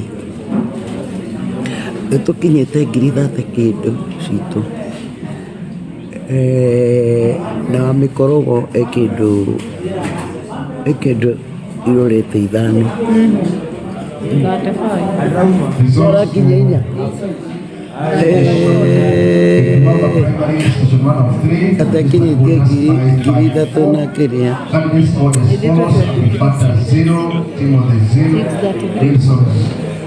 itho vile rekwa bita gukaniria police station cionka guku tari riu niguo cicokaga igatarwo nduraciona no Ngai no mwega tondu no turukire kuhota police station itu itagwo yakwa igutagwo Simba na Kamau kura 333 na ucio ungi mwana kati wa usirangirire kuria police station mama oria no oria mbere no ndo mbere matiagitĩrire kura cia haya kuya nĩ megũtũheaga nĩ itungati nugaga itungati nĩ ndona inui matengeririe tũmũndũ tũkunu werũ-inĩ mena mĩtĩ tondũ marĩa tũrete gũkũ mũthĩ nĩ maingĩ uno come pues niki maikaririo corona constituency toto githire kiria na runo wewe kukirisha andu marauga ati ithaa nĩ rĩa kũhĩtũka iriku naja kuhana kiria eni koja kari ndirakira inyama koinukia atekire makoinukia inyama koinukia wainukio bogano mwaka sokore kinye nyumba aria we ukionire ngari igicoka ninyuaga aria bara andu acio nĩ maikũrũkire na hasira megũihũrirwo na mahiga kai andu a gũkũ kwanyu nima we have learned a lot kuri andu a gũkũ we nona nginya jeshi tathumbũraga gani mararinda kura ciao Ngai akũhe hinya umatungate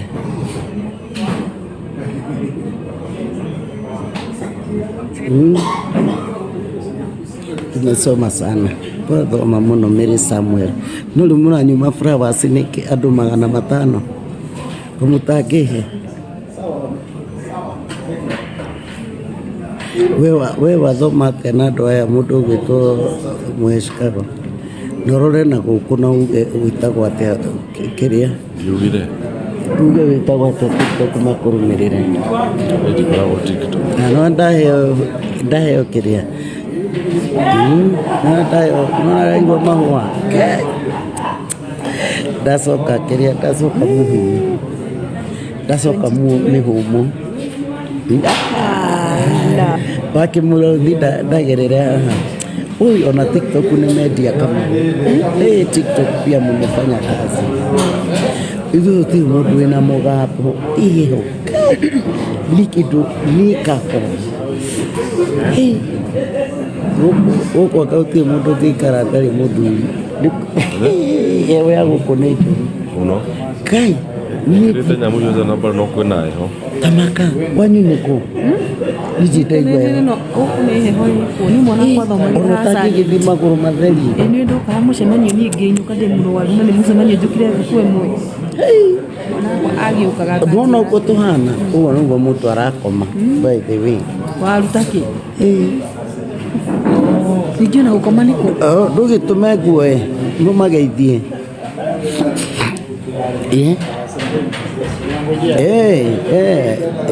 Amefanya kazi nzuri sana pia kwa Kiruba na Gatonye na Kameme yote na Inoro matina kurekia Gateire Gatonye aini Gatonye tumeteire batu bagathiti tumeteire Gatonye ki muno kiroko maji kwiroro wathubu wakire marareherwa aikaria Karau ona mareheirwo tutaru bakumatwaraga riria meguthi gwikenia kivetie haria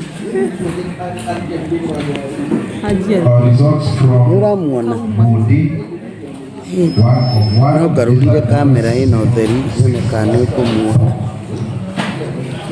Let's go as follows. This is Abdifata 0, Timothy 2, Wilson 5, Edwin 2, Edwin 0, Lecho 0, Samuel 0, Stephen Lake 0, Jesse ya muthe uirigiji witu uyu muthe ni agukoma uyu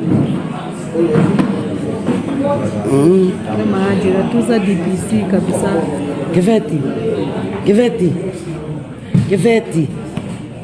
Kiveti. Nwageithio ni Lea. Nwageithio ni Lea. Aha. Uko muone.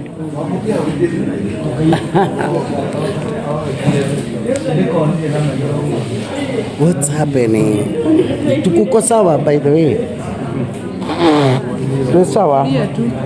No uria irakinya kuma police stations. Umenya guko constituency no ya Karau ni 144 police stations. Koguo mwita gukinyite no ni ndare tutarire police station kugo twina mathabu batingituia kana tiguo nima ngwire guku tugeire no rume mwero taire IBC thegio itu ni turikiti ithu itu turikirie tene twetereire aya marikie maundu mao tuko police station ikirauga te guys what is happening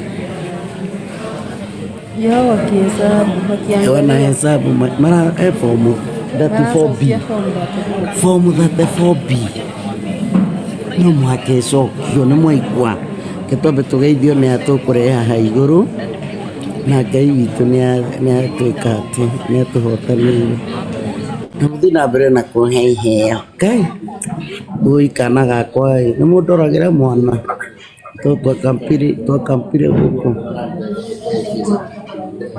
Hello, yes. Mutikanirire kikombe kwa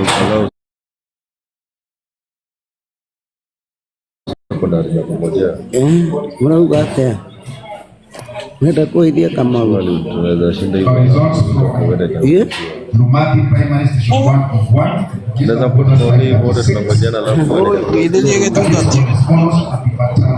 Ile getungati no kire kiume na nguri otiri otene kinyawani tulikuwa tuna communicate nayo kwa mwanza Sidi Manyeke 0, Sami Douglas with 7. Murenda murenda kungeja kitungati kana murenda ndageithie gitungati ndera kugeithie gitungati Demo kirega. Numajigwa.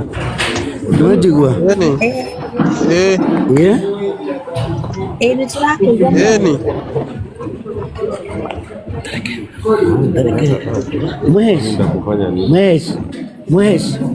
Nita. Ugaibia ndo akune dama pati ya meha. Nenda pati ya ndo asimu. Na TikTok. Unoko gwa magekuga ibia hau. Nita. Ketukati.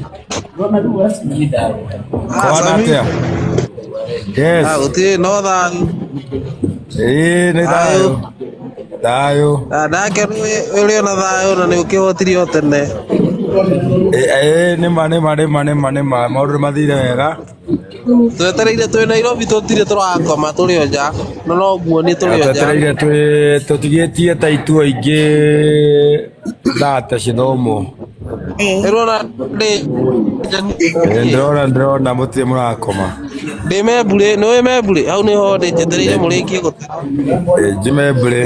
Ndĩhaha membure njetereire. Sawa. Thengio nĩ kũma na ithuĩ mũno. Gĩtungati. Mũrĩkie gũtara. Ũgeithĩrie methu. Nĩngũmũgeithia gĩtungati, nĩngũkĩgeithia. Roria atĩrĩrĩ gĩtungati. Athiĩ kũigĩra nini aroka. Ndĩroria atĩrĩrĩ gĩtungati. Nĩguo. Nĩũranjigua? Nĩũranjigua? Ndĩrakũria atĩrĩrĩ. Nĩkũrario nĩ ũrĩa nĩ returning officer nĩkĩo itaraigua. Ndĩroria mathabu manyu marĩa mũtarĩ na mao nĩ maratwarana. Ino volume igũrũ. Taria rĩngĩ. Ndĩroria mathabu manyu rĩ. Mathabu manyu rĩ. Na mandũ acio nĩ maratwarana. Me sawa. Matingĩia. Sawa. Kĩrĩ kĩnyamũ gĩthiru. Ũtigwa nyamũ cia kũiyona atirĩ. Twetereire macoke manjie gũtũhe ng'ano. Kabathayo. Twetereire wanĩrĩre. Alafu mũheci waikĩra mbunge. Tũtingĩikara Nairobi mathaa mau mothe tũcoke gũtuĩke. Tũkũ announce within the next kĩndũ. Mũheci waikĩra mbunge rĩ.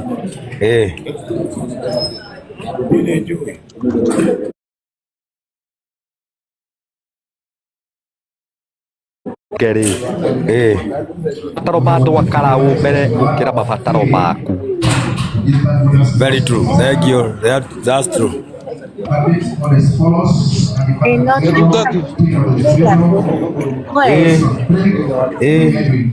Na kandi ciaku ũthake ta methu. Nona methu ũrĩa igaga mũndũ mwega ta gĩtungati kĩa Nyandarua. Biũ. Methu nĩ mũtongoria njamba. No methu nĩ mũtongoria njamba. Na ngwĩciria nayo no gĩtungati o kĩu. Nĩ mũkuona. Niĩ ndĩ wa Caragita no nĩ ndĩrakenirio nĩwe. Thengio nĩ Caragita. Niĩ ndĩ o hau Caragita town. Methu nĩ ndamwĩkĩire campaign 2022. Akĩrũgama akĩingĩra seneta. Nĩ mũrata wakwa mũno. Thengio. Twetereire na ithuĩ no kũrora tũrarora tũgũkĩaria. Daniel Boheshiri. Gwĩkĩrire tiki. Niĩ nanjĩkĩrire status tene. Njĩkĩrire status tene nĩ ũhotire. Thengio hwainĩ ũtukũ mwega mũndũ mwendelee gũikara wega. Bohesh. Sawa. Nĩ mwakena nona ũrĩa maingĩ oka. Mauma maramara mekĩndũ rĩu wĩtagwo atĩa makũboro. Your account. Nĩ kũhingũra. Andũ aya TikTok marakwendirie. Walikuuza sana. Ndũrĩ no gĩtuĩka celeb. Now you are public figure.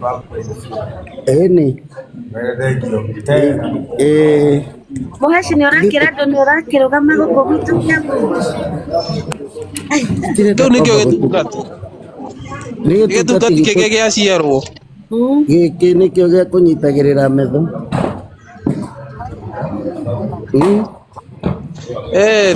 Na mbere tũrĩruta president Nyandarua. Metho nĩ arĩtuĩka president witũ. Ati ongea Kiswahili kwa Eldoret. Results from Station 2. Ndakwĩra atĩrĩrĩ. Metho nĩ arĩtuĩka president.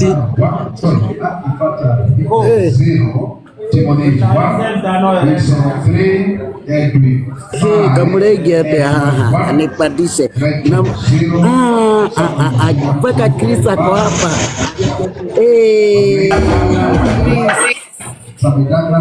Chris salimia Mweshi, lazima inimpe. Hebu weka on Chris na wambie Mweshi aingie TikTok. Naigwa Chris, our MC, our Gitungati. Wewe mweke big screen. Mweke big screen kidogo, mweke big screen. Eka MC Chris big screen. Kumwekera pia sawa. Big screen eka expert. Inaandika expert. Big screen. Moinya. DJ Sami. Ni ugo. Yes. DJ Sami.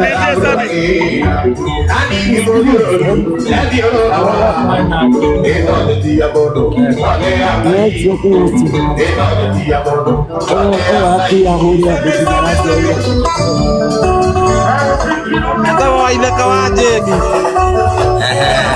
Very good.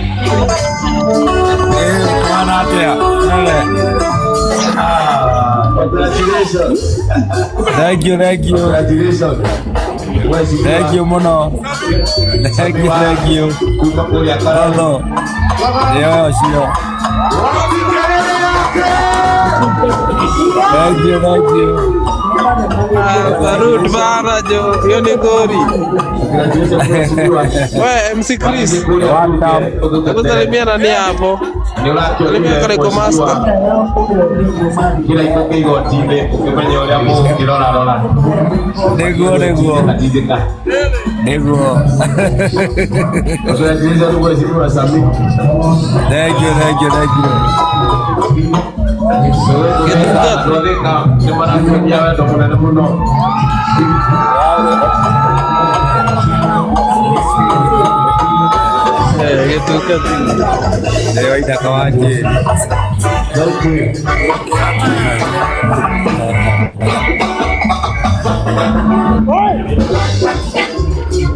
Nienye mko fiti? Mko fiti? Baya, iko seti. Na mpira kaya Kirenga. Jadi ane matra lain yang sadi terasa ya sadi ni mwake na leo Network na Mweshi. Yeni ya brother mage network na muno turakena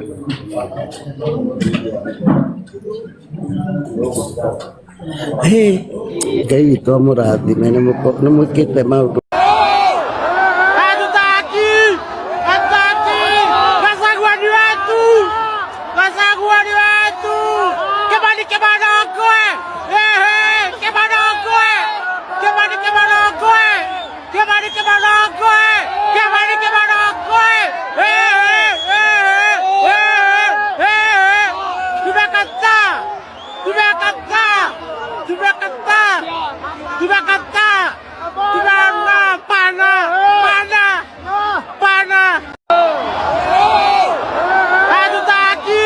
Two or three lessons that we pick from Ol Kalou. Number one is that determination of our population. You know, that kind of determination. I wonder whether you saw a woman, maybe in her 50s or 60s, facing a goon with a gun and told that goon in Kikuyu, if you are circumcised, shoot at me. And I mean, a woman of that age, that shows resilience. So one lesson that we carry from Ol Kalou that should be or should be what we are carrying to 2027, is that on any election, any day of voting, we shall call it Democracy Day. Nothing else will happen that day. You vote, and it's not just voting. You vote and protect your vote. Just imagine if our people had gone home. Those goons were not meaning any well. But our people really fought blood and sweat and they ensured that they protected the vote. They were being shot at and they can't leave the polling station. I saw it in St. Joseph, in a polling station called St. Joseph. Old women, they were there. Bullets right, left and center. So that is lesson number one. Lesson number two, and if William Ruto is actually keen on killing this goon culture, the person that I think is the mastermind of this goon culture is Kipchumba Murkomen. And I'll tell you why. In fact, his name must change. He can no longer be called Cabinet Secretary for Interior. He is Cabinet Secretary for Goons. I have every reason to believe that he's Cabinet Secretary for Goons. I'll tell you why. A day after the election, he said that we have had one of the most peaceful by-elections. One of those peaceful by-elections that are being referred to as peaceful by-election. Very few voters voted from 1 o'clock to the close of the polling station. That's why I told you that we would have gotten at least 75% voter turnout, the highest, because the people were very determined. But the goons were shooting right, left, and center. And I want to thank our police in uniform. Every policeman that was in Okaro in uniform, I am very grateful for what you did. Unfortunately, these goons are wielding so much power that they are fighting both the civilians and the policemen in uniform. If you saw those clips in Olkalau. Yeah. Now, let's take it a little back. When our party leader was attacked in a place called Witima, the people who attacked him are known. They are police officers. We have complained. We went to the Inspector General of Police. We told him it is so and so and so and so and so. No action was taken. In fact, I hear they were promoted. This can only happen if it has a direct sanctioning or the direct import of the person who is in charge of that particular ministry. And the reason why we are putting it on Murkomen, much as Professor Kindiki is a useless leader, in his days, we were not seeing this kind of open goonism in his days when he was Cabinet Secretary for Interior. Hello guys. Unajua mimi kulingana na mimi, hii uchaguzi ya Olkalau imenifunza kitu moja. Hakuna kitu mbaya kama kiburi. Kiburi, hata ukuwe na pesa, wacha kiburi jameni. Kwa sababu hawa wabunge wa UDA, they mobilized everything, government resources, goons, police, everything. Hadi wakapelekea wale watu boat, hata kama hawana dhiwa ya kupeleka zile boat. Wakawapelekea gas, wakawapima viatu. Jamani, wakawapelekea everything. Lakini bado wakabwagwa chini. Jamani, tuache kiburi. Jamani, hakuna kitu mbaya kama kiburi. Yani, akina Moses Kuria wameaibika. Akina Wamumbi. Jamani, wacheni kiburi. Hey, bure kabisa. Mundu wothe araigua ruthiomi ruru ndiraria athikiririe na athikiririe wega tondu no tukwaria na no tuguikara tukiaragia na githe mutikeiguire uria Aden Duale aramwetire hiti inye mwe hiti na mutugo wa mbere wa hiti ni mukoroko na ndindaga ngimwira turaririirie cia Hassan Omar secretary wa kiama kia UDA akiruma andu aitu akimeta ciugo nditwo iria metire na riria twanegenire muno ni akiugire ni sorry riu nake ucio ni Duale ni akiaria na mĩario yothe ya andu acio iramuonia haria makoragwo matuigite. Aden Duale na Hassan Omar ni arata a hakuhi muno a William Ruto. Koguo ciugo icio uraigua ikiaria cikoragwo idiscussirwo metha-inĩ handũ William Ruto arĩ. Na nĩkĩona rĩrĩa twanegeneire Hassan Omar, William Ruto ndaririe. Rĩu Duale nake nĩ akĩaria na William Ruto ndekũmũkania tondũ ũcio nĩguo mũrũgamo wake. Na twamwĩra William Ruto ti mũrata wa Mount Kenya, mũgatwĩta ciugo. Twamwĩra William Ruto nĩwe thwĩrĩ nene mũno ya mũndũ wĩtagwo Mũgĩkũyũ, mũgatwĩta ciugo. No tũtikanoga kũmwĩra tondũ mĩario ũraigua Duale akĩaria, mĩario waiguire Hassan Omar auga, mĩario yaririo nĩ Dan Wanyama ekũrĩa Bungoma atĩ ũrĩa rũrĩrĩ rũrũ mekũrũthinĩkania na rũtikaiguĩka rĩngĩ, ũcio nĩ Ruto ũkoragwo akĩaria.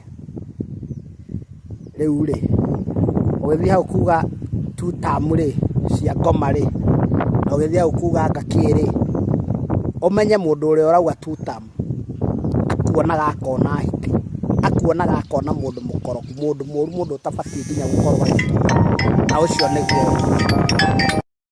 mũndũ.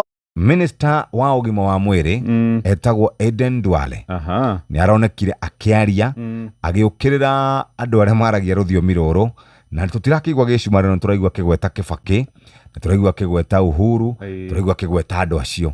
Na erwo nĩ mũndũ mũgĩ atĩ wĩ wabici-inĩ ya thirikari tiga kwaria mĩario ĩyo. Tondũ waziri ũcio rĩ, rĩrĩa arĩ majority leader thirikari-inĩ ya Uhuru wa Kenyatta rĩ, oigire nĩ maheaga Al-Shabab mbeca, na hĩndĩ ĩyo nĩ hĩndĩ ĩrĩa ciana citũ cioragĩtwo thukuru-inĩ wa University ya Garissa, akiuga nĩ ekũmaumbũra nginya ũmũthĩ ũyũ.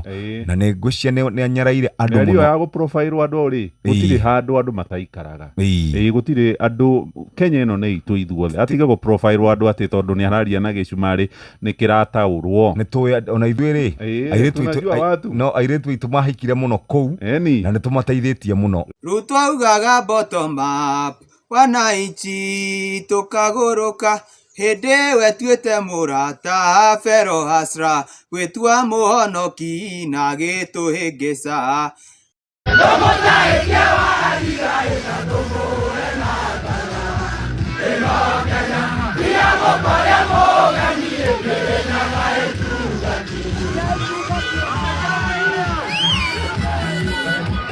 Ndio maana Kenya unaambiwa kwa mtu una akili na ufikiri vizuri, unaambiwa uko na akili kama Karen Nyamu. Because Karen Nyamu hii mambo ya why we are celebrating Ol Kalou haezi elewa. Because Ol Kalou in 2022 these are region that voted for William Ruto overwhelmingly, na sai Ruto amelose support kwa hiyo area yote. Then ile area nyingine ilivotia William Ruto ni Kalenjin Nation, na William Ruto saa hii hata tukiongea tuko 50-50. So we are walking into election in 2027 whereby the incumbent does not have a stronghold. Yeye ile vote rich areas of Mount Kenya Rift Valley yenye limvotia amevuruga siasa yake. Hakuna mahali ati anaweza support ati anaweza mpatia 100%. So what we are saying is that this is the easiest incumbent to beat in the election next year. Because sasa sijui anatoa wapi kura huyu jamaa. Hata siko sure kama tarana. Ni mbaya. Wewe kihuno kia ngamĩra. Translation, I'm a proud hyena.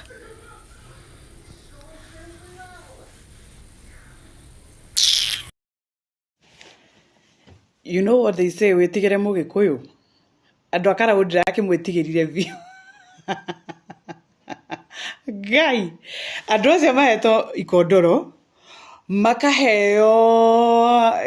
makaheo transformer, nĩ marakĩirwo bara yarĩkaga ira rũcinĩ, igũrũ rĩa ũguo nĩ ahe mbeca baribari, nĩ marekeheagwo shopping, nĩ maraheagwo nginya iratũ, na igũrũ rĩa ũguo tũtarũ nginya tũtarũ mũtina tũtĩa, mũtina reka tũtarũ. Ngai, Mũgĩkũyũ ndarĩ itherũ, mathire mũtitũ. Mũndũ agacoka ageciria atĩ Mũgĩkũyũ nĩ mũndũ wa gũthakĩrwo. We, mũtiratũrĩra mũhuko ta njũgũ ta karanga, tũmuoneire 18 na bado Kei ndĩmwĩre kwanja andũ arĩa maimĩte kĩrĩma na mena itĩ nĩ mũĩ wega mũrĩe biũ tondu ni riu ihinda ryanyu ria kuria ria muthia tutawafagia wote karao ni amuonia ati ona mungiuka guku riu ha ng'ombe ona itirakama ng'ombe irakoma na iria. Oscar Sudi mwenye alikutuma utusi wa Kikuyu alikudanganya. Oscar Sudi, wewe na William Ruto muliingia Mount Kenya 2022 wakati wa kampeni, mkabembeleza watu wa Mount Kenya, mkabembeleza wa Kikuyu, mpaka mlikuwa mnapiga magoti chini. Sasa imefikaje? Mnaanza matusi, mnatusi wa Kikuyu. Na siasa ina change kila mara. Siasa ni kitu ya muda. Haezi fanya mtu akasirike atusi mwenzake, haezi fanya mtu akasirike apige mwenzake, haezi fanya mtu akasirike auwe wenzake. Siasa ni kitu ya muda. Leo Oscar Sudi anatusi wa Kikuyu, kesho anawahitaji. Lakini sasa ni uzuri, one time is unstoppable. Vile Oscar Sudi anaendelea kutusi wa Kikuyu, vile wa Kikuyu pia wanaendelea kukasirika na yeye, wa Kenya pia wanaendelea kukasirika na yeye, kwa sababu sahi anatusi wa Kikuyu.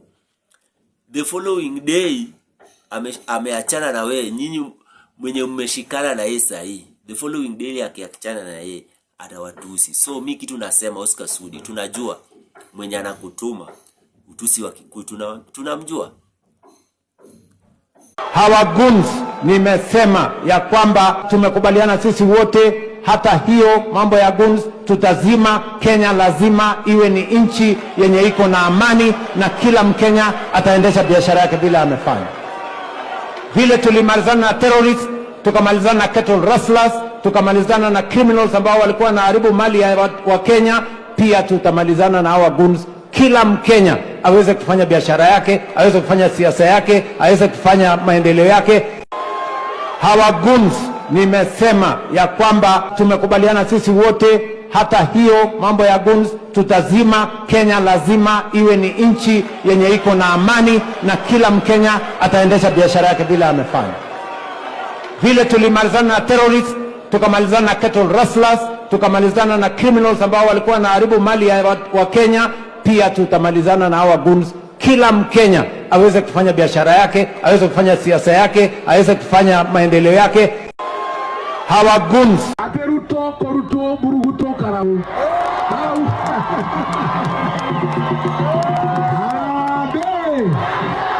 harabe dero mwana ngarabu muhago mtikwedia rorere leo tokarore mugi atere totine dia rorere harabe.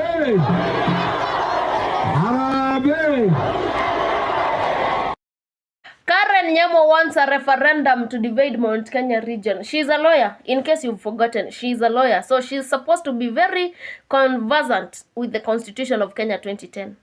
So Karen, hebu tueleze which constitution contains an entity called Mount Kenya region? Ama how do you plan dividing something that does not exist? As a lawyer, nataka tu niambie wewe kama wakili, how do you do that?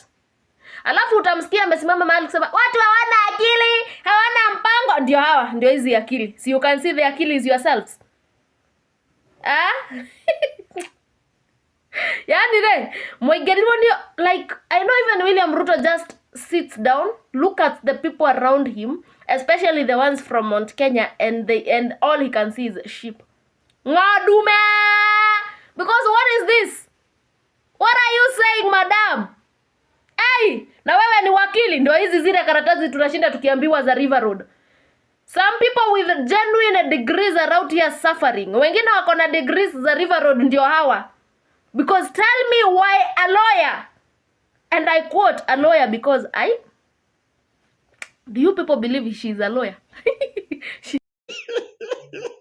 Moses Kuria ametii. Sasa sijui tu bloggers wake tuje tulikuwa tunasema Moses Kuria ameachieve, Moses Kuria is the kingpin, Moses Kuria sijui yeye ndiye anafanyia watu wakaro wapate maendeleo. Sijui watajificha wapi. Moses Kuria amesema hii maneno hawezani, yani king ni mmoja. Ni Rigathi Gachagua. Maneno imekuwa mzito. Hadi Moses Kuria was stammering. Yeye alikuwa anaongea ni kama mtu hopeless. Mtu hana hope at all. Alafu utaona tu bloggers tukisema Moses Kuria ameact kama machuari gani? After watu wamekufa Olkalau. After goons wame unleash terror on innocent people just because they were exercising their democratic right to elect one of their leaders mwenye wanataka. Lakini utasikia watu wakita, my friend, hebu niwaelezee. Ile moto iko kwa mlima sio rahisi. Nimenyamaza siku mbili nikiangalia ile moto iko kwa mlima nikaona sio rahisi. People are very angry. Kwanza the more kina Kawajiko, kina Betty, kina wa Mumbi wanaendelea kuchapa watu, kuleta goonism, kupiga watu innocent, the more watu wa Mount Kenya wanakuwa radicalized into believing that William Ruto is the enemy of the people of Kenya. I think kuna ujaja tu watu wanafaa kuwa nayo before you act. Hebu kwanza angalia the repercussions ama the reaction of the people. Kwanza angalia na uko ndani yako. Usiangalie after ushafanya. Sababu zile vitu zili happen Olkalau, my friend. Hizi zimefanya watu wa Mount Kenya wakuwe more radical than ever before. Nimeona hiyo video ya Kamau Ngotho. Huyo kijana akilia hapo, hiyo sauti. Hiyo sauti ina speak volumes. So Moses Kuria, we rest peacefully, rest in peace. Yani relax mahali huko, haina shida. We just relax, maneno yako unafaa kuanza na apology. Yani uko na vitu mingi sana za kufanya, lakini jamii sidhani itawahi kuamini. Haiwezi kusamea. Those atrocities speaks volume. They speak volume. Isaac Mwaura anatuambia, do not leave the government. We apologize for anything we did wrong. Isaac Mwaura, apologies cannot bring back the lives we lost. Kama ni kuwasamehea, we've already forgiven you. But we've already left the government, god damn it. Si tuko the other side. Sisi ni wa one term. Murkomen, shame on you. Nauliza swali. Wazee wakitu wajintroduce, wewe unaweza tokea kama mzee ama muuaji. You are a killer. I want to ask you a question. Ureply ama ukose. Kutoka uchaguzi ya Olkalau imalizike na kukaonekana goons wanaenda na magari maprado, na venye magoons wanakuwa maskini. Unajua hawezi pata maprado. Mpaka leo na nababeleti zao zikaanikwa. Hujawahi ona ni nani aliua vijana wawili Olkalau? I'm asking you a question. As a man, hujawahi ona mpaka wa leo. Kazi yako inakuwaga gani? Ama kwa kichwa yako unakuwaga umejaza Gachagua? Gachagua tu ndiye anakuwa kwa kichwa yako. Unaka content. We kazi yako ni kuingia Gachagua. Lazima utaje Gachagua ndio trend. Hakuna kitu kingine unaweza taja. Hakuna kazi unafanyaga. Hiyo kazi yako unapata, unafaa udropiwe hapo haraka kuliko mtu mwingine. You don't know your job, you Murkomen. Pia mimi nitumanie ni uwawe bwana. I don't fear you, I fear only God. Even I don't respect you as a Kikuyu, and I love my tribe. Okay? Understand that? Murkomen, who are you? You don't have even a shame. Shame on you. Huna adabu wewe. Kwa hiyo unafanya kazi gani? Yani unakuja live after mtu amekufa. Ati hao sio goons, walikuwa nani? Ati hao sio polisi, walikuwa nani? Walikuwa wametoa wapi mabuduki? Wenye walikuwa wamewapea buduki ni kina nani? Walikuwa wametoa wapi ruhusa? Kama sio umewapea ruhusa, Murkomen. No one in this country is above the law. No iwakado kagwalirie gikoyo mundu uyu. Na by the way unaga content. You don't have any content. Nikwambie kitu moja mcomment na ushonoke muno. Uaibike sana. Nikwambie kitu moja. Sisi wa Kikuyu tunajua kuahidi na tunajua kutimiza. Uhuru alikuja akatuambia yake 10 ya William Ruto 10. And that's why hata Uhuru akitoka hata atuambie nini mambo na Ruto hatukusikia, tulitaka kutimiza. Sababu sisi tunajua kuweka na tunajua kutoa. Umeelewa Murkomen? Tukachagua Ruto, mukashikana na yeye. Wewe unatumia polisi, unatumia guns kupiga Wakikuyu, tukawachanuka, hatuwachagui tena. Sasa nataka ujue kwa hii Kenya ni Wakikuyu wanasemaga president yenye wanataka. Najua saa hii unasikia mnyambo kwa mpuya yako. Tuliwanyambia sana pale Orokarau. Mnasikia aje? How are you feeling Murkomen? So ende life useme unasikia harufu ya mnyambo. Murkomen, I am Shokoraya Nairobi, the street boy, and I don't fear you and I don't respect you anymore. Tumefika mwisho. Mkora wewe na mkubwa wako William Ruto, nyinyi ni wakora. Nyinyi ni wezi. Kwa hii Kenya hakuna mtu atasimama na hiyo chama ya UDA tumchague. Hapa Mount Kenya. Utajua sisi ni Wakikuyu. Mnasikia je, mnanukiliwa na mnyambo? Alijua mnasikia mnyambo sana. Kwa nini sasa hii wedi life? Unataka life kukikufa, si ndio? Hujaijua guns wenye waliua watoto, hujaijua mpaka ni gari gani. Na uko kazi unalipo na mkubwa yako muuaji mwenzako. Okay. One day, one at a time. Utaenda India na hutarudi. Tutakuzika wewe. Tutakuzika kama venye tulizika vijana wawili wa Orokarau. Wenye tulizika hawakuwa wamefanya makosa. Makosa yao ilikuwa kushika kura yao na kuchagua mkubwa wenye wanataka au waongoze. Wakutaka kuchagua mwizi na mtu amesimama na chama cha wizi, cha uwaji. Huyo mkubwa wako ameua jenzi, ameua wazazi, ameua watu wengi, amekuwa mporaji, amepora watu. Na huyo mkubwa wako ni one time. Na wacha nikuambie, president mwenye ataingia uko kwa upresident atakutoa unyo utoke hapo una mnyambo uende ukanukie mafi na huko. Shemo ni utuma askari wako wakuja unitafute. Shindwe wewe. Na uachane na Gachagua. Gachagua sio mtu walika yako. Sio walika yako. Ati lazima umtaje ndio upate content. Unaka content ingine Murkomen. Lazima umtaje Gachagua ndio upate content. Shemo ni hata ukiongea upiri mnuko ya mnyambo ya Orokarau venye tuliwanyambia kwa mdomo, msikie mnyambo. Nyambo wewe ni mnyambo. Na mkiangalia historia ya watu ya mlima na Wasomali ni historia ya kujivunia. Pale Thika mzee ya Kisomali anaitwa Ali Kabati alichaguliwa na Wakikuyu akakuwa deputy mayor for miaka 20 pale hakuna Wasomali. Hapa Nyanyuki Laikipia East kijana Msomali anaitwa Amin Dendi amechaguliwa na Wakikuyu, ameenda bunge ya kitaifa. Pale Kamukunji Mheshimiwa Hassan amechaguliwa na Wakikuyu mara 4, ameenda bunge. Kwa sababu sisi tunaheshimu jamii ya Wasomali na tunawapenda na tunafanya biashara pamoja. Nataka kuomba jamii ya Wasomali, hiyo ugomvi iko na Duale ya kupigana na jamii ya Mlima Kenya huko Northeastern, msikubali kuigizwa katika hiyo mtego.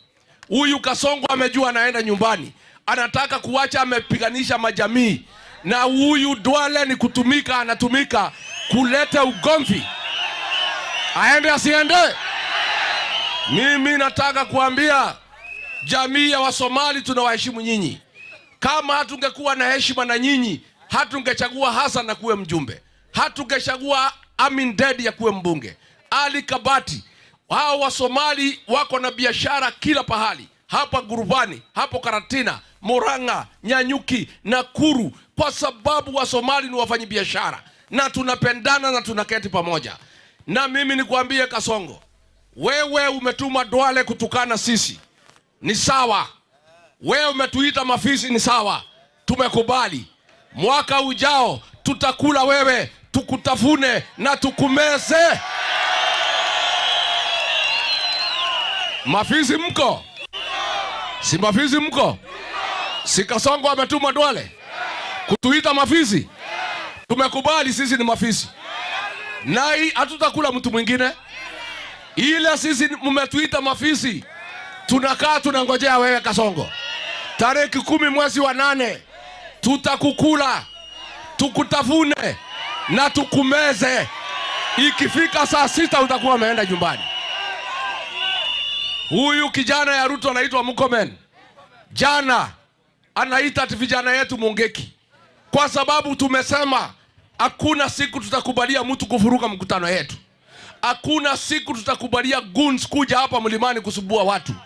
Tumesema vijana wetu watalinda mikutano yetu, watalinda makanisa yetu, watalinda viongozi wao, watalinda biashara zetu. Sasa wewe Kipchumba ulikuwa unatuma wahuni na polisi kuumiza watu hapa na kuharibu mali.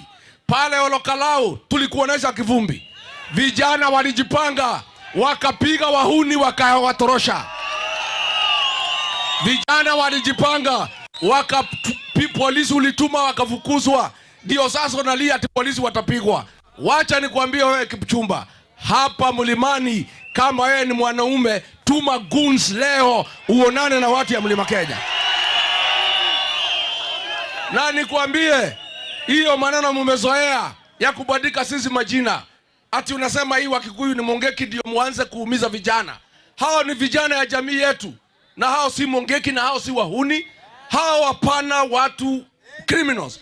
These are our young people who have taken a firm stand to protect their community, to protect their leaders, to protect their churches, to protect their women, to protect what the community believes in. Vijana mbo, mutalinda mikutano, mutalinda makanisa yetu, mutalinda viongozi wetu, mutalinda biashara zetu. Wewe Kipchumba umesukuma sisi kwa ukuta. Na tumesema kama serikali hawezi linda sisi, tutajilinda kama jamii. We have a right for self-defense and we shall protect ourselves from goons and from police. Those young men you are calling Mungeki, shame on you. They are here to protect the community, to protect their businesses, to protect our churches, to protect our women. Pale Olokalao tuliwanyorosha hatu kunyorosha hawa. Huyu Kipchumba alikuwa ametuma polisi wahuni, wakaua watu 2, wakajeruhi watu 20 na wakanajisi wa mama. Na ndio vijana wetu wakasema hawezi kubali hiyo ujinga. Na mimi nikiwa kiongozi ya jamii nimetangaza hakuna siku ingine goons na polisi watatumwa hapa kuharibu amani ya watu ya Mlima Kenya. Na haitawezekana. Na wewe hapana tisha sisi. Kama wewe ni mwanaume, si ukamata Rigiji upeleke kwa sel.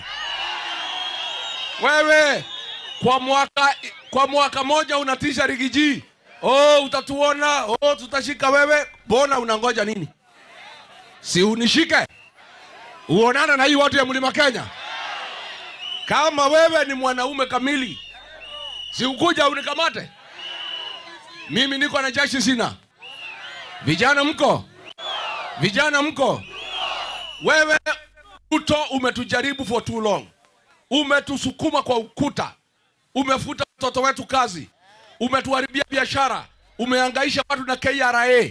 Sasa unatuma goons kupiga sisi. Unatuma polisi kupiga sisi. Tunasema enough is enough. Shaigana. Hatuwezi kubali tena ya kuhangaishwa. This is our country. Sisi tuko na haki ya kuishi Kenya. Na sisi ni jamii ambayo tunajivunia biashara. Tunajivunia bidii yetu. Hatutakubali William Ruto. Tulikuchagua wewe. Hatukuchagua wewe kutuhangaisha na kutumia sisi goons na polisi watupige. Umeua watu 2 pale Olokalao. Umefanya mama amekuwa mjane. Na sasa juu ya hiyo kuliko ukamata hiyo polisi wampiga transfer. And then huyu kijana yako anatisha sisi ati atatuhangaisha. Anangoja nini? Anangoja nini? Sisi tuko hapa. Sisi tuko hapa. Harambee! Harambee! Mimi watu ya Mwea, watu ya Gategi, mimi naomba msamaha. Huyu Karinda mimi ndio nilipigia kampeni. Mimi najua amewachilia nyinyi. Iko barabara amejenga, iko maji, iko dawa. Sasa mwezi 3 alibeba pesa ya county 100 million, alikuwa Olokalao miezi 3. Anapatia watu pesa huko na hapa hakuna dawa. Alitoka hapa na matanki ya maji anapatia watu Olokalao. Kuna matanki ya maji ameleta hapa. Alikuwa Olokalao anapea watu gas kwa kila boma. Amepeana gas hapa. Alikuwa Olokalao anapea kila boma mattress. Amepeana hapa. Sasa wewe Karinda, ulichaguliwa na hii watu ya Embu. Umechukua mali yao. Mahospitali hakuna dawa. Mwezi 3 umewacha kazi yako. Umeenda Kiherehere huko Olokalao. Unakaa huko na pesa umebeba na magunia. Pesa ya watu ya Embu. Unaenda kuhonga watu huko Olokalao. Watu wa Olokalao wakakwambia urudi kwenu Embu. Usilete Kiherehere huko Olokalao. Mimi nataka kuuliza watu ya Embu. Tukifukuza huyu Kasongo waende pamoja na Karinda. Karinda aende asiende? Ni msaliti si msaliti? Wewe Karinda umewacha kazi yako. Una shida Nairobi kwa mambo ya UDA, unafuata Kasongo. The Honorable Duale, making a comparison of two communities, creating one community as more superior than the others. In 2007, there was a debate in social media and in the mainstream media of people calling each other frogs and all manner of names. Mr. Speaker, after that election, we all know what happened. So, Speaker, we must put Duale on the spot. It is true that we want a peaceful country, we want a united country, and it is wrong for any leader to stand in any podium and discriminate any one community in this country.